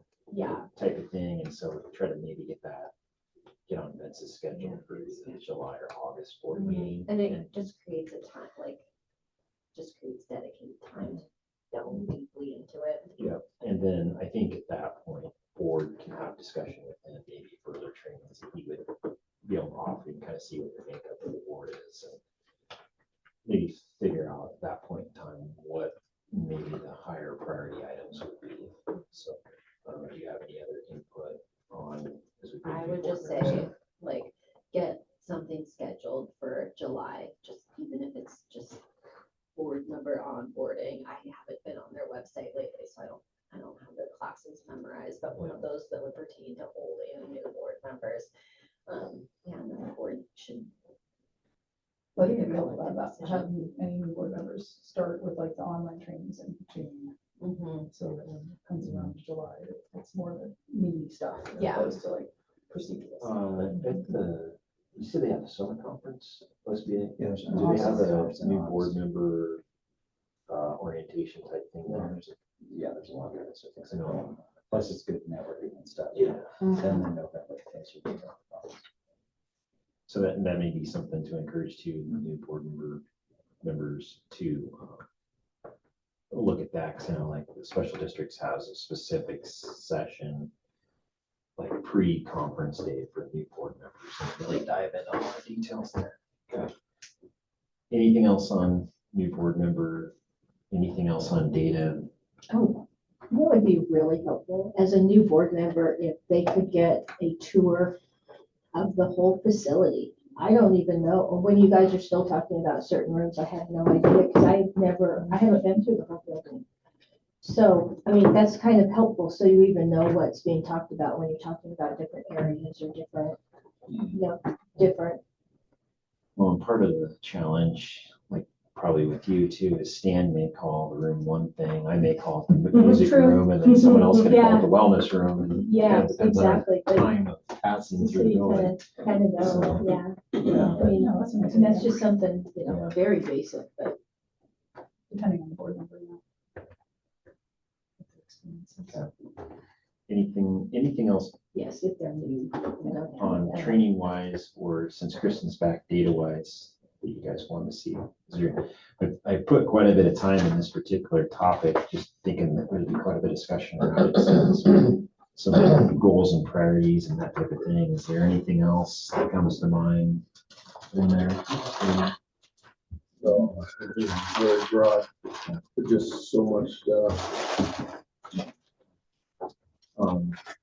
The next item I had on my list was the 4-day week discussion. Do you want to move there, or is there anything general? I think that's something that at this point, let the staff and decide if it's, like we mentioned before, this would be a very long-term project if it was even, I mean, I don't even know if anybody on the board even supports the idea. I've heard a lot of enthusiastic. I don't know. I think it's a really tough one. I've talked to a couple of the teachers because they asked me to, and, I told them going in, I said, the last time it was brought up, I was a hard no, but I'm willing to listen to, what's changed or why is that a good idea? And they have some really good input, but that is a big, hairy decision, and that's going to take us a while. And it doesn't come from us. It comes from, it's not our decision. It comes from admin, whether or not they want to pursue it and think it's good for the school, and then we either support it or don't support it. So I don't know what our conversation really needs to be ahead of them. I think it'd be helpful if you guys came up with some ideas, like if staff's heading it up and doing information searching, then like what out of your curiosity would you like to see next?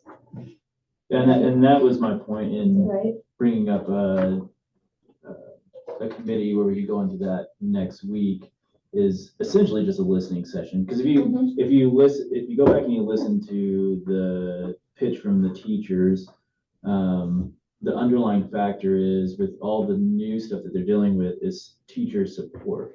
So even if we were to say we're not interested in actually talking about a 4-day school week, let's start at the base of teacher support. It was more of we do have these issues, and the quick idea would be 4-day school week. But I think there's an underlying factor of, we have behavioral students, 70 IEPs. We just want to, this is an easy way to open the door for discussion. So I think we should move quickly on the discussion, not necessarily coming up with a committee to figure out how do we get to a 4-day school week, but what does teacher support where it doesn't feel like everything's chaotic? What's the problem with What's- practice? Yeah. Yeah. What problem? Yeah. Find out what the issue is to where we want to get to a 4-day school week. Is there anything in a 5-day school week that the board has policy control over to help? I think that's a good point, because they had some good points. I mean, they have some good, the reason they want it or the reason they're talking about it or what they're learning from other schools is compelling, and they've really done their research, and they deserve to be listened to, but, it's like What I don't we see- are limited. Yeah, what I didn't Our see in the information that they shared was data about whether that, how much, if there's, I want to see data that shows that this improves student performance, improves like that Thursdays don't become Fridays. Because like, there's all this like, oh, well, Fridays, nobody comes anyway, so why should we have school? It's like, well, then Thursdays become Fridays. Right. And so I'm not sold. And so, I feel like there's a compelling list of problems and they've presented one idea. And I want to know what the other ideas to That's see, exactly yeah, that's kind of Yeah, what I'm that's saying. exactly Like, right. is that- That's what are the And problems? is that, and then that's, to me, that's like something that Kristen should be spearheading and So, having discussions with staff and not necessarily a board-driven point at this point. well, and that's, does it bother any board members that it was direct to you instead of us? Does that bother you? Well, I It wanna- should. Yeah, I want I to didn't hear even notice. from the It should. administration, so, It's a- I want to hear it from the administration if Yeah. that's something that you guys want to pursue or not. And I didn't have a chance to Kind talk of to an end Kristen. run on it. And I'm done. So, Yeah. no, it's not right now. But I mean, there's not enough time to do this and this whole thing. Yeah. Let's hurry up and get it done right now Yeah. and start talking. The thing to remember is you did hear from a group of teachers. You did hear from them. You didn't hear from the other group of teachers that don't think it's a good idea. You didn't hear from bus drivers who are going to get their jobs cut. See, If Well, if classified it stays people. classified staff carry the burden of Yes. this whole Yeah. thing. And so those are all. and- I mean, Like parents. I think they I mean- include some parental concerns a little bit, like, oh, well, they're home anyway, so it's fine. Like, I mean, There's a whole bunch of kids. yeah, And I feel maybe- like they have their opportunity to present. I think that at this point, I mean, if we need to say this at the board meeting next time, that we're gonna pump this back. I mean, I guess, do you feel like I'm dumping it on you if we say this? Or do you No, I want us think to some of the address it? confusion came from like the policy around school calendar specifically says that the board agrees and sets the school calendar, so. It was kind of like we approved hiring too. but we don't Right, do the hiring. exactly. So We don't, like the we don't sit vagueness around of and like that plan out the calendar for created you. some problems, but yeah. It Think- should, like, there needs to be a task force with specific tasks. So Mhm. what do you guys want to know? Like, do we want listening session? Do we need to attack it like a problem with practice and root out, like, what are the root causes of why? Yeah, why do you think that this is a solution? And is this a solution that serves kids? Because ultimately the decision has to serve kids. Right, and that's why So I how- hear how it's How, serving if that teacher ended up morale. being the solution, Some teacher. how would it Some, be yeah. implemented just then in a way that To, serves to kids? me, yeah, I mean, like I said in the meeting, I have concerns about the number of hours I realize we're over hours for the elementary kids. But like, if you look at number of school days compared to other school districts, we're light compared to others. And as a parent, and as I can tell you, my husband was always like, why are there school days off? Why do we have this school day off? Why is there no school November?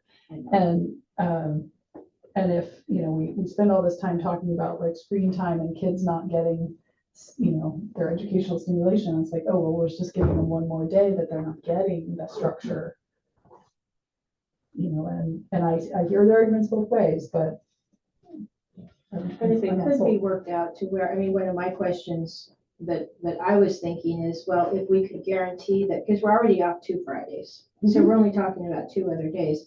If we could guarantee that we did not have away games and they were always on Fridays because that really messes things up for our kids. So, okay, if we're not in school on Fridays, that's when you travel to games, or that's when we have teacher in service, and the other days that we do have are sacred. Yeah. And they are left alone. Then it's a little bit different picture because we do lose a lot of time, because for us, if the football team is gone and the cheerleaders go with them, I mean, that's what's the point? So I do get that part too, but I would really like to get to the bottom of why this is so important to them. They put a lot of time and effort into it. They've done, they did have some compelling arguments, and why is this so important at this time? There's obviously things that I'm very willing to listen to make sure that like we said earlier, we have really good staff, and we like what they bring to the table. Do we need, maybe we need to do like a qualitative data gathering, like some listening session? I know, my You words. talk so big. Well, no, what we would be doing is just having a listening session, and maybe you need to like parse it out, like just staff, just parents, just students, so you could just like kind of the school-based health center, you're not saying anything, but you're listening. We're all listening and trying to identify common themes, and then we can map those themes out. I said something about, people and just, to talk of a 4-day work week, and they said, oh, you're gonna go year round? And I said, I'm pretty sure that's not what they want. Well, year round, 14 And hours. I would go to that. There's tons of evidence that says that's actually the best way to go. I don't think. One of the parents or teachers are for it. challenges is, yes, a group of teachers, and I think probably, I know there's a lot of names on that There were list. a lot of names. A lot of names on the list, but one of the devil in the details things, I think we do need to listen to each of the groups. I don't think But I'm it can't one. be, if the bus drivers are in a room and there's 14 teachers saying that we need a 4-day school week because it's so hard, this is a tough job, and it is a tough job. And the bus drivers aren't going to speak up and say, yeah, but I'm getting hosed out of a day, 20% of my paycheck. 20% of my paycheck. They're not going to do that. The other thing too is that we have teachers that would be dead set against a 4-day school week who aren't going to say that in the presence of the people that sign this thing. So being really mindful of that too. And I would be really careful about throwing out all sorts of free advice here. So I'm old and almost unemployed, which I'm 2 for 2. But just the whole thing of, we had a group of teachers that had interest in something, but they sent a letter, was it the week before spring break? To board members. I didn't see it. Kristen didn't see it. I don't remember. Yeah, and so this isn't an emergency situation. Any thought, and I think, I don't know, do we put it on the agenda in May and just have that discussion around, this is a long-term situation, and there's a lot of questions that need to be answered, but the district needs to be answering those questions, because yes, they did do research, but I've done some research too, and everything that was stated in that meeting isn't necessarily true. Well, I mean, do we have to put it on the agenda? I mean, I feel like we sort of put our, by having them at the meeting, we have to sort of address it at the next meeting and just say that our motion is to kick it back to the administration. And they can decide how to approach it long term. And that we don't, this is not something we're going to address by fall 2025. And it may be something that we're not going to do at all, but we're willing, but the administration is going to, look into options, scheduling options for people. We're kind of always doing that. So, I mean, I guess. Or are we, well, I guess it really depends on the new board members to a certain degree too, but are we as a board willing to start having those listening sessions, to start gathering the information that's needed to make a decision to drive, to move forward? Because it's gathering. Do we and are we gonna get more authentic responses in an in-person, or if I split it up and send individualized surveys to each of the, the bus drivers, the stakeholders, the food services, certified, and where do we start? Do we I don't even know if we go to the parents. Do we just stick with staff right now?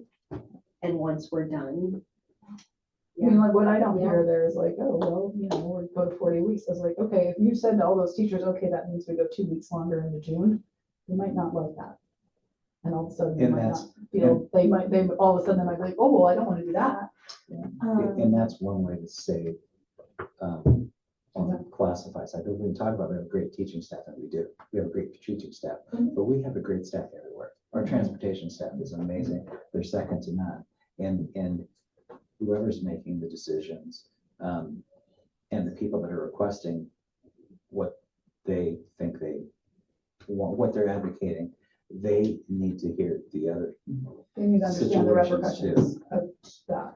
Yes, I yeah, don't think and that all they the do. way to the food thing, and one of the things that was in that stuff that was sent to the board was parents, you know, last time it was shut down because of parents, but Kristen's recollection is that parents, some were maybe over 50% of parents We supported were. it at that point in time.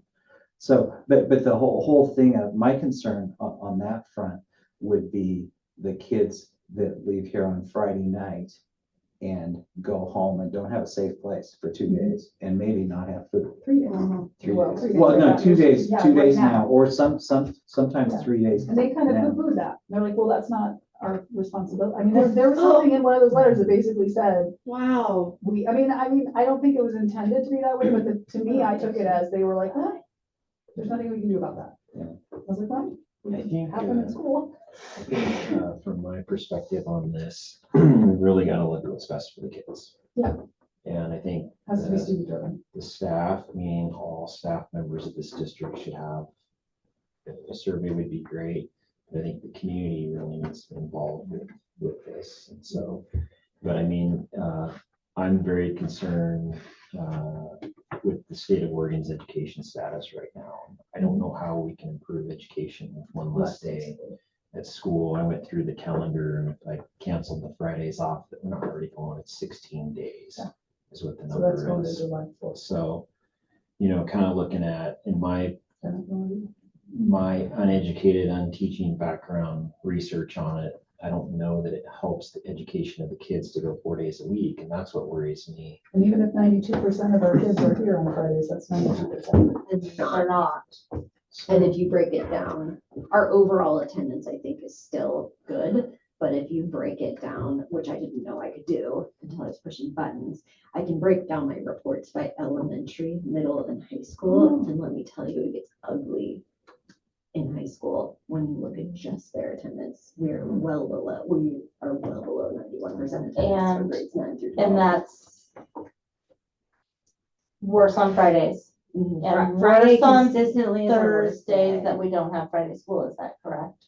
I don't know. Because if I could that's say that. another That's great the thing. question. Thursdays. I know that I will speak to the staff attendance, and our staff attendance on Thursdays that we don't have Friday school is significantly worse than our staff attendance on Thursdays that There we would do have have to Friday be some school. major CBA, like And there's not partnership, Language staff. changes, language changes around, no, you're not. we're not requesting taking those personal. days I mean, off. we Yeah. can't legally Can't say do that. anything It would, sick, but personal days, yeah. You know, it'd be interesting to see the data on, throughout the school year on your elementary, middle, high school, but, you know, starting in September through the school year, because I'd have to guess the Friday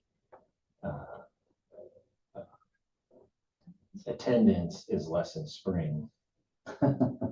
You know, just, I mean, we're all excited, it's spring, you know, and stuff, and so it'd just be nice to see that data that's there, and I mean, I would encourage the administration to go back and look at how do we improve attendance on Fridays? How we make the most of it every day we're here, and that was part of what we were working on before COVID. COVID happened and no one came to school, but this talk, I think the Oregonian did a big report out on attendance in schools across the state. The numbers were staggering as far as what the absentee was, but yet the schools are taking the brunt on why testing scores are low and education's low, but we have these huge absence I don't rates. want to discount expertise in terms of like the behavioral problems, but I don't think the kids with behavioral problems are going to improve with one more day away from school. How do Like we address statistics, what I see and what I've heard is that like after spring break, after those long breaks, those are the times when behavior Yeah, spikes. So if you are all of a sudden making that weekend break longer, the Mondays are worse.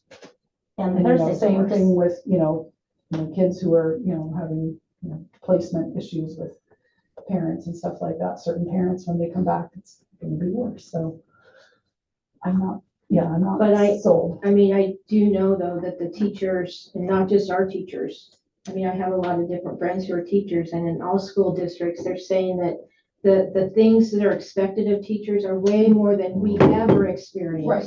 They're having to deal with more behavior problems, more learning problems, as we just talked about. They're dealing with having to do more for the students. They're supposed to be teachers, but they're also having to raise them and feed them and clothe them. I mean, we're doing all of those things. And it's a bigger job than it used to be. We're not necessarily having more resources, and they're trying to do more with these students. And so at what point does something have to give? Because teachers can't do more and more and more without some kind of relief. And I really feel like that's what they're screaming for right now, is we need relief. So if it's not a 4-day work week, where does that relief come from? Or how do we support and prop up our teachers? Because you can't keep piling more and more and more on one job position without something breaking.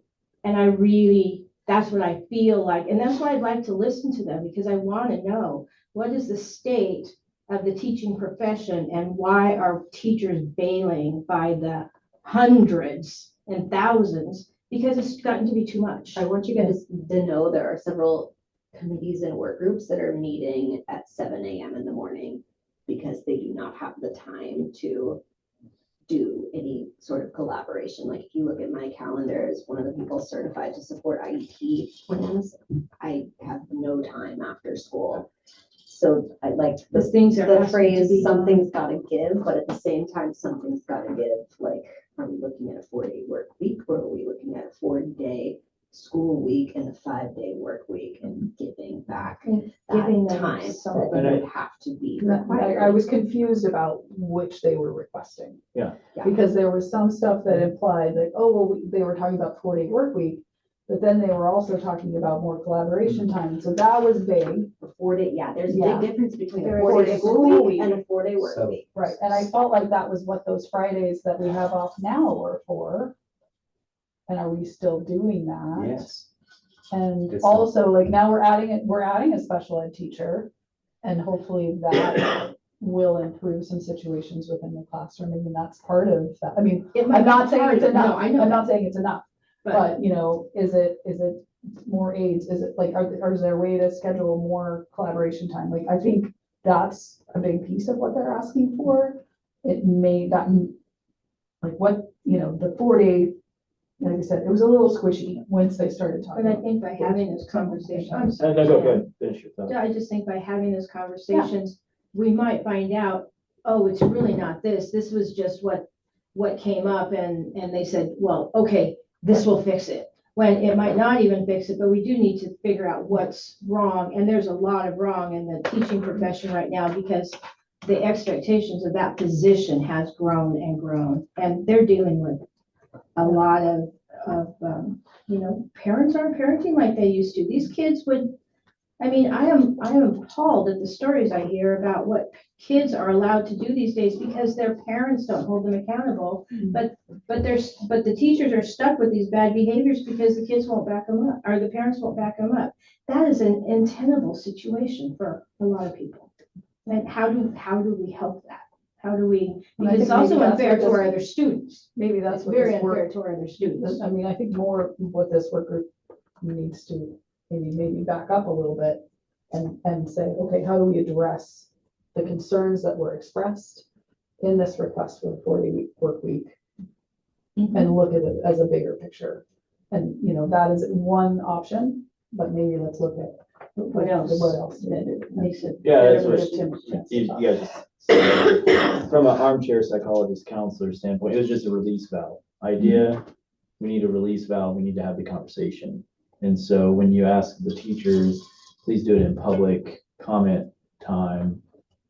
it's just not a good move for them to say we're gonna put you in public comment time from a psychological standpoint. So do with that what you may. They're just looking for somebody to listen, I think. Jeff, you've been around for a day or two. There was a lot of talk of a lot of schools that have went to a 4-day week, small rural schools. Do you have any insight into when they did that?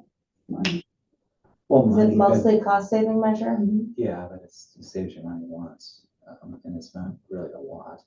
And it's all on the back of the classified staff. Most of the small schools. The Dallas did it. Oh, wow. For a short period of time, you know. Most of the small school districts in Eastern Oregon that have 4-day weeks, they don't do anything on Friday. Like once a quarter, their teachers get together. The thought that they collaborate on Fridays is simply not true. They don't, and they never have. They walk away on Thursday. Most of the time, I think it's once a quarter. The teachers work on Fridays, like a grading day or whatever, a training day or whatever. I mean, in those testimonials they collected, they were all teachers, but, you know, like you said, I mean, yeah, sure. I'd like to get my 40s too, but, and, you know, and I'm not discounting the stress and the need, but I said, I feel like we need to sort of back up and figure out, like, what are the needs they're expressing? How are we addressing the things now, like getting a new special ed teacher and helping with that burden? I think will make a difference, maybe not as much a difference as they would like, but some.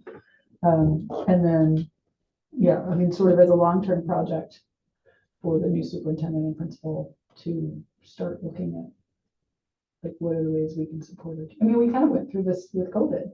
Like, what are the ways that we can support our teachers through this difficult transition and this new paradigm that they had to deal with teaching online and all that stuff? And, like, you know, we were very creative. We were very creative, and we figured out ways to make it work within the parameters. So I think we need to sort of consider that again, but not necessarily run with only this one idea. That's my concern. Is like, and you know, like you said, it was an end run around you guys, and it needs to be kicked back to you.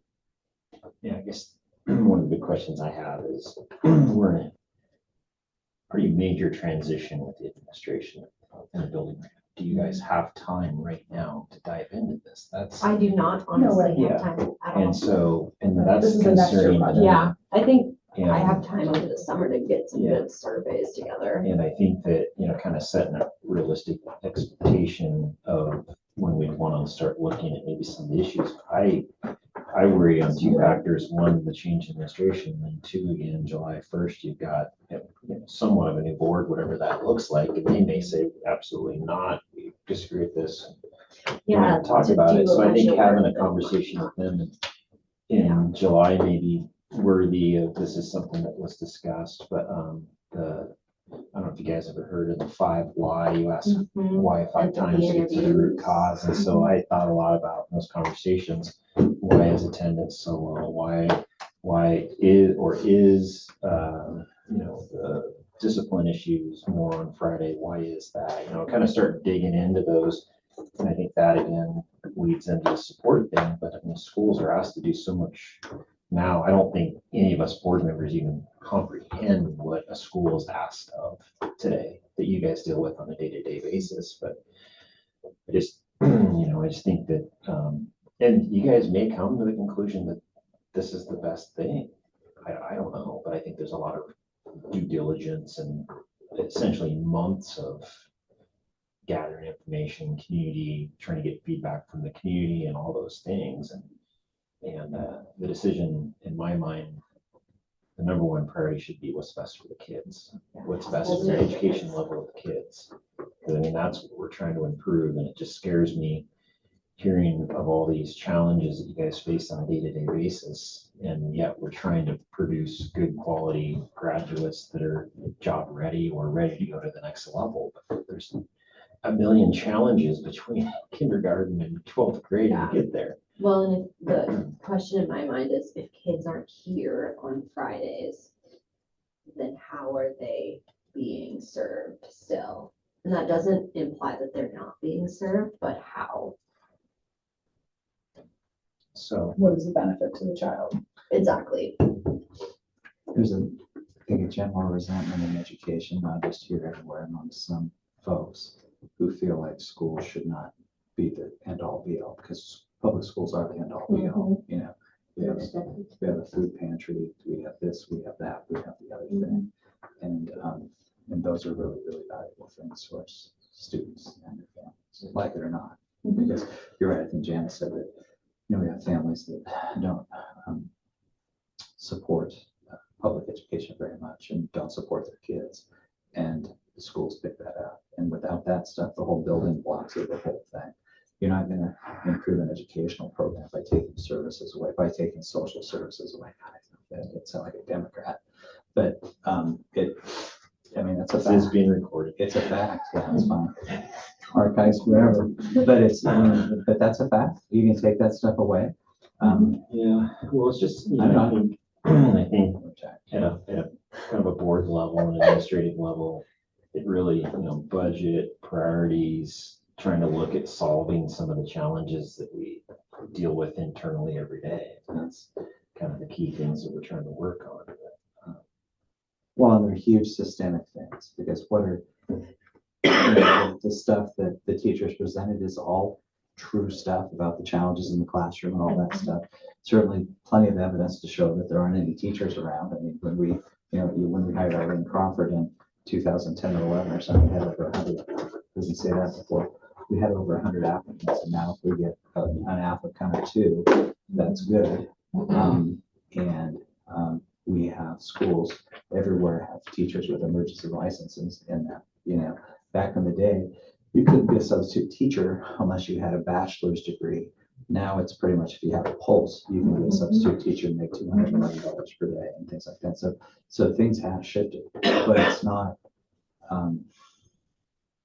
So it's a complex problem, and sometimes people want simple solutions to complex problems, and that's really what jumping right in without asking a lot of questions on the whole 4-day thing is that. And I like the way that Anne kind of framed it. It's a way bigger deal than, if teachers are crying out for help, and clearly they are. How can that stuff all be fixed while maintaining the integrity of an educational program? And really, there's so many things, you know, involved in an educational program. It was interesting, me and Jan made a comment about the sports thing. And it's been frustrating here for us to interact with schools that are 4-day schoolies, because sometimes they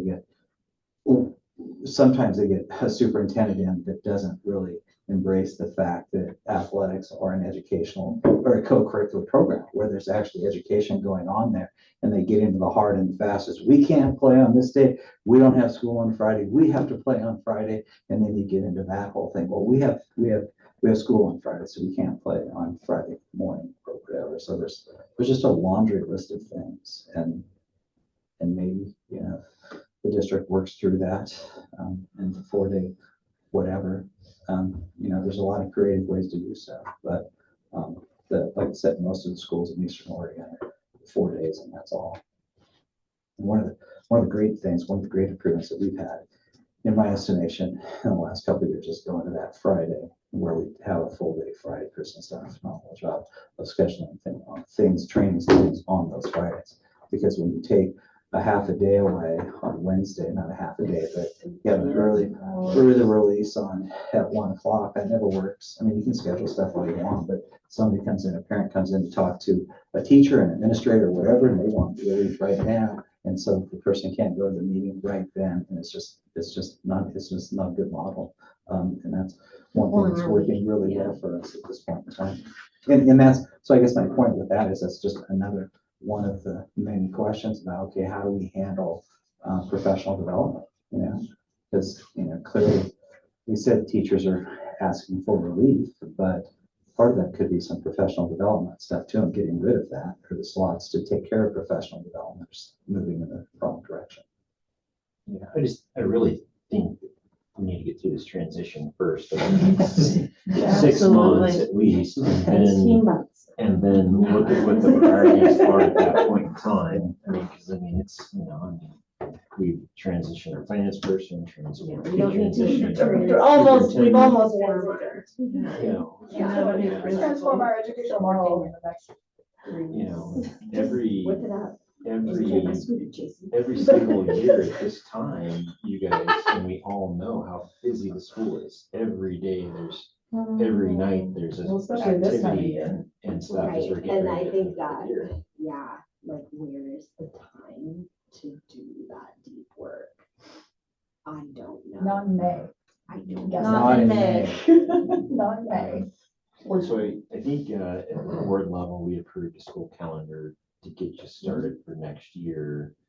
And I think, there's a bunch of ideas floating around and I think overall, it's pretty neutral. We just kind of want more information and try to look at some of the challenges and how do we tackle some of these. But I think we got to get you in your new role and get you kind of geared to start that new school year and then hopefully set some priorities for what it is that the board wants to dig into and together working with you. And then maybe remind staff that maybe this stuff needs to be run up the Well, chain. in their defense, I was acting, I call myself the superintendent when Jack's gone. And I got asked if they could talk to you guys and I said yes. So also working with the baby superintendent who's gonna make some mistakes and learn from them. And so, Well, and like I said, I mean, not necessarily like scolding them, but just saying, hey, Oh, yeah, we as a like, board here's what we're discussed it. We want to sort of redirect back to the staff to do some research. We hear you. We understand that, we heard your concerns. We think this merits some investigation, but we need a lot more information. And, and this isn't the time to rush into anything new. I think that's a reasonable message. Because it had that feeling. I It feel, did. I feel There was, like I mean, there's always urgency And after spring break. You see it in student behaviors and people are tapped.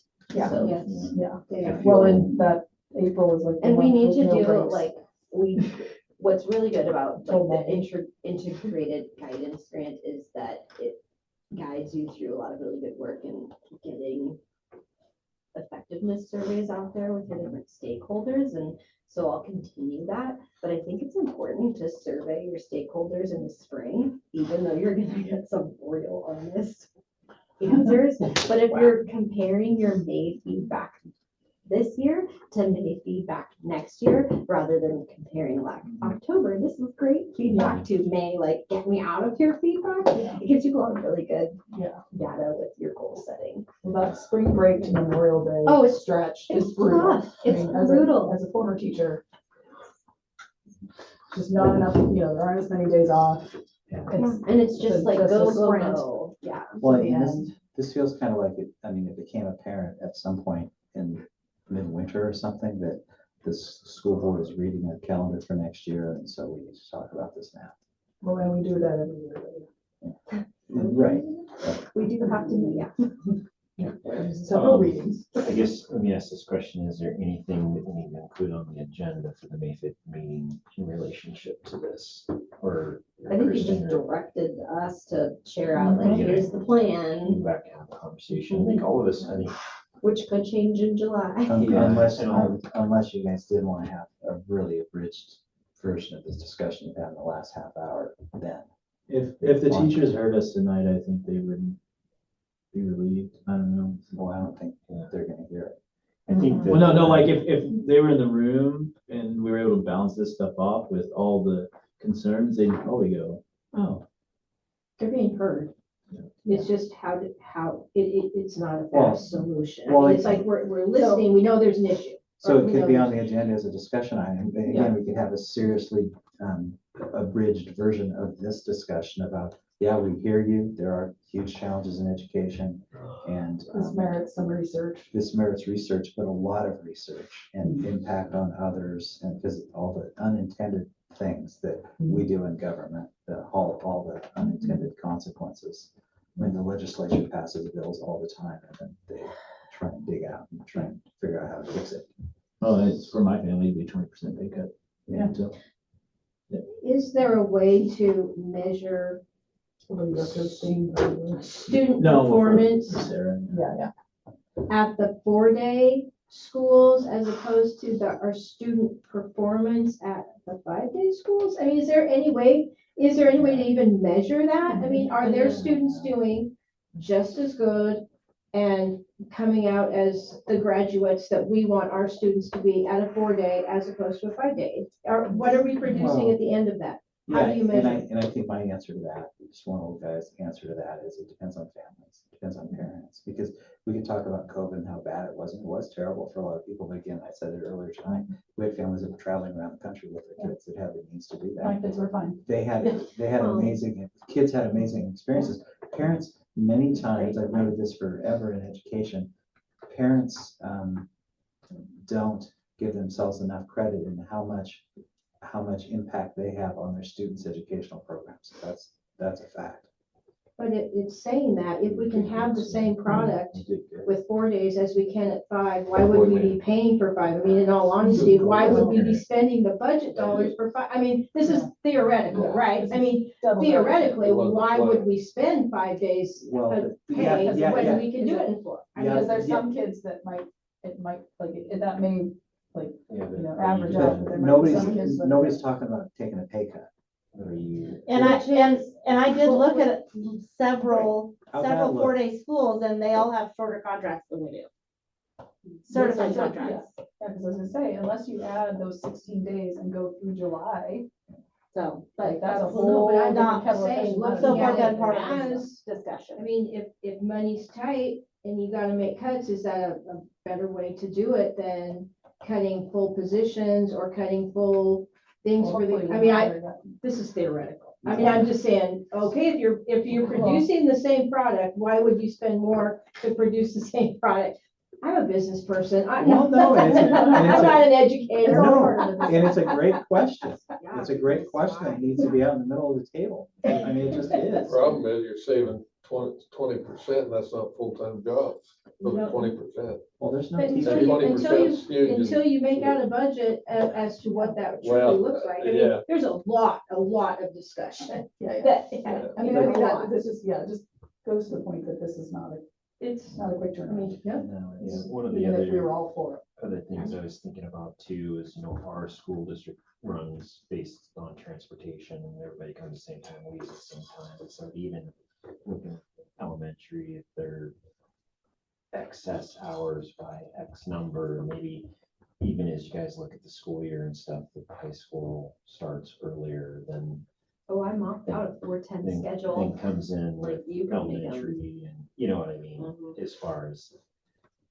Having the elementary later or kids what any have you. longer is a terrible. No, and their hours, like, yeah, They've got it's tons of seat more, hours, that's not. it's more 9th through 11th graders where you really have to start being careful.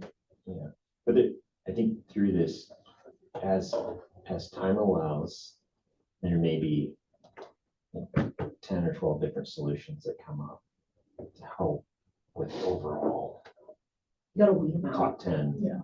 challenges. So I think, kind of on behalf of the board, it's like we have a lot of respect for our staff as a whole, administrators, our teachers, our bus drivers, our janitors, and the place is pretty darn nice every time you come in here.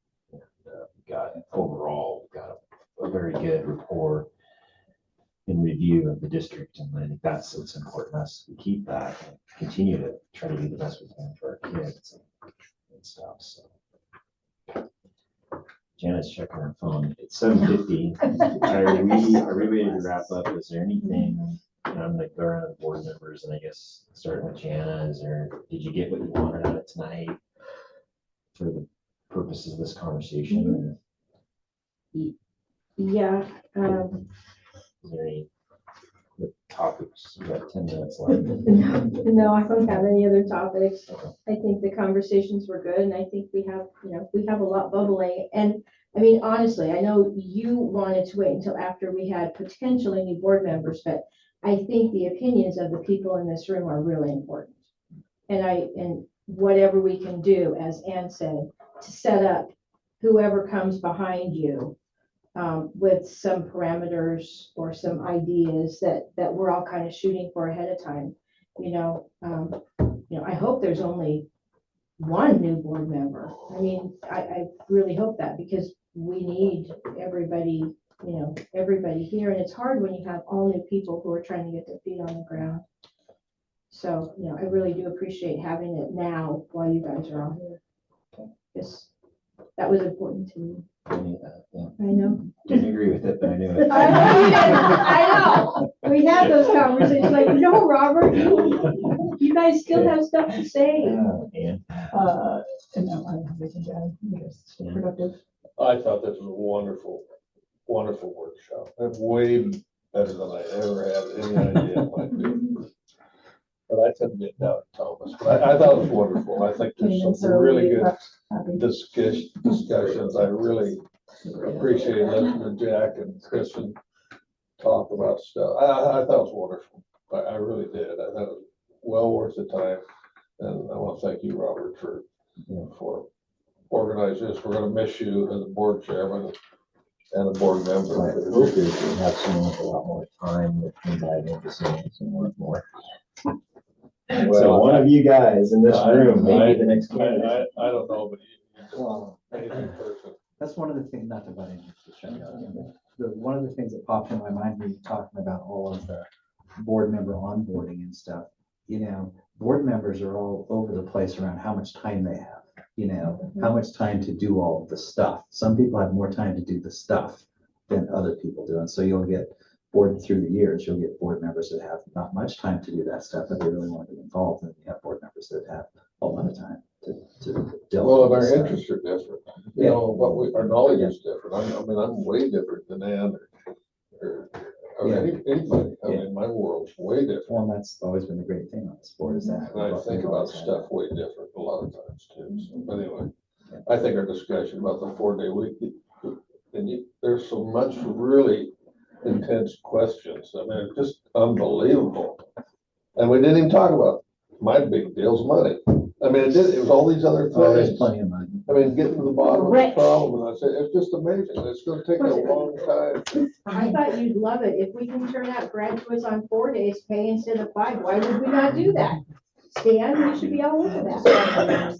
Tim, how about you? It's just good to not have the procedure. We gotta move on to collaborate and listen and see where people are coming from. So, Board meetings aren't friendly. More flexibility. Board No. meetings are not friendly. No, it's hard to, it's really hard to really get at the meat, because everyone's, you can't say things in public necessarily. I mean, we're still in public, but you can't really, I mean, I just think we all talk a lot better when we're in this room and facing each It's other. less conversational. Yeah, yeah, I've always felt like it's much better in this room. For whatever Well, and conversation. none of us have forgot about the fact we're here to educate kids. That came up a lot from almost everybody in the room. Number one. We're here to educate kids, period. Everything else doesn't matter. Other than Other than the money. everybody. No, But- as a business person, I always keep in mind we have an end product, and that's what kind of graduates are we turning out? That's our goal. What are we turning out in the end? And Well, we can all say, our history says we've got the best school in the state. And we've done a really good job. And, Jack has worked here a long time and made it what it is. And we should be proud of that. We can continue. And I know with her, oh my God, I've already learned more stuff from her, and she's not even on the payroll yet. Well, she's on the table. No, wait, hold up. And Like, wait, I have the money. that class, yeah, I think it's exciting, and I hope I survive to Leave about. take on a new challenge of databases and all these things. These are charge more charges. I wanna go to Kristen. I'm gonna leave Jack and Josie alone, but I mean, Kristen, you're kind of getting ready to lead this new team going forward. Was some of these conversations helpful for you? I think almost what I think you should be thinking about is the conversations with the board, July, August, on what you need from the board, because you asked a question in your interview of the interview committee, talking about how are you going to support me? And I think that that's going to be pretty key in this transition of you thinking about what it is you need from the board, to support you and help with this process and stuff. And there'll be things that come up, and I'm looking at fellow board members at the table to step up and help. And I know they will, you during that transition, support you. And rest of the staff and everything. So I just encourage you to reach out to these guys. Try to, try to really, I'm just saying, start the year off positive in July and, kind of get that figure out your new hierarchy of your board. And, I mean, you working with them, hopefully the exercise Vince is going to go through will help. Yeah, well, I'm just really thankful that I'm not like having to finish out a year at a different school district and then start here July 1. Like, I can't imagine. Yeah. So, Yeah, because I mean, it seemed, July till September 1st or whatever, it's just. And yeah, it's just, I can't even fathom putting myself in that position of coming in brand new. Like this is my 9th year at Dufur. And I remember like coming to my first board meeting and 3 of you were there and meeting you guys. And it's just been quite the journey from getting to know our district at multiple different levels. So I'm excited to continue that work. And I feel really blessed to not feel like I'm starting from the ground up and to work with a board that's really supportive and wants to help me grow. Cool. Well, let's wrap it up. I needed to be done at 7:56. So thank you for everybody's time and stuff. And we'll see you guys on May 5th. Good work.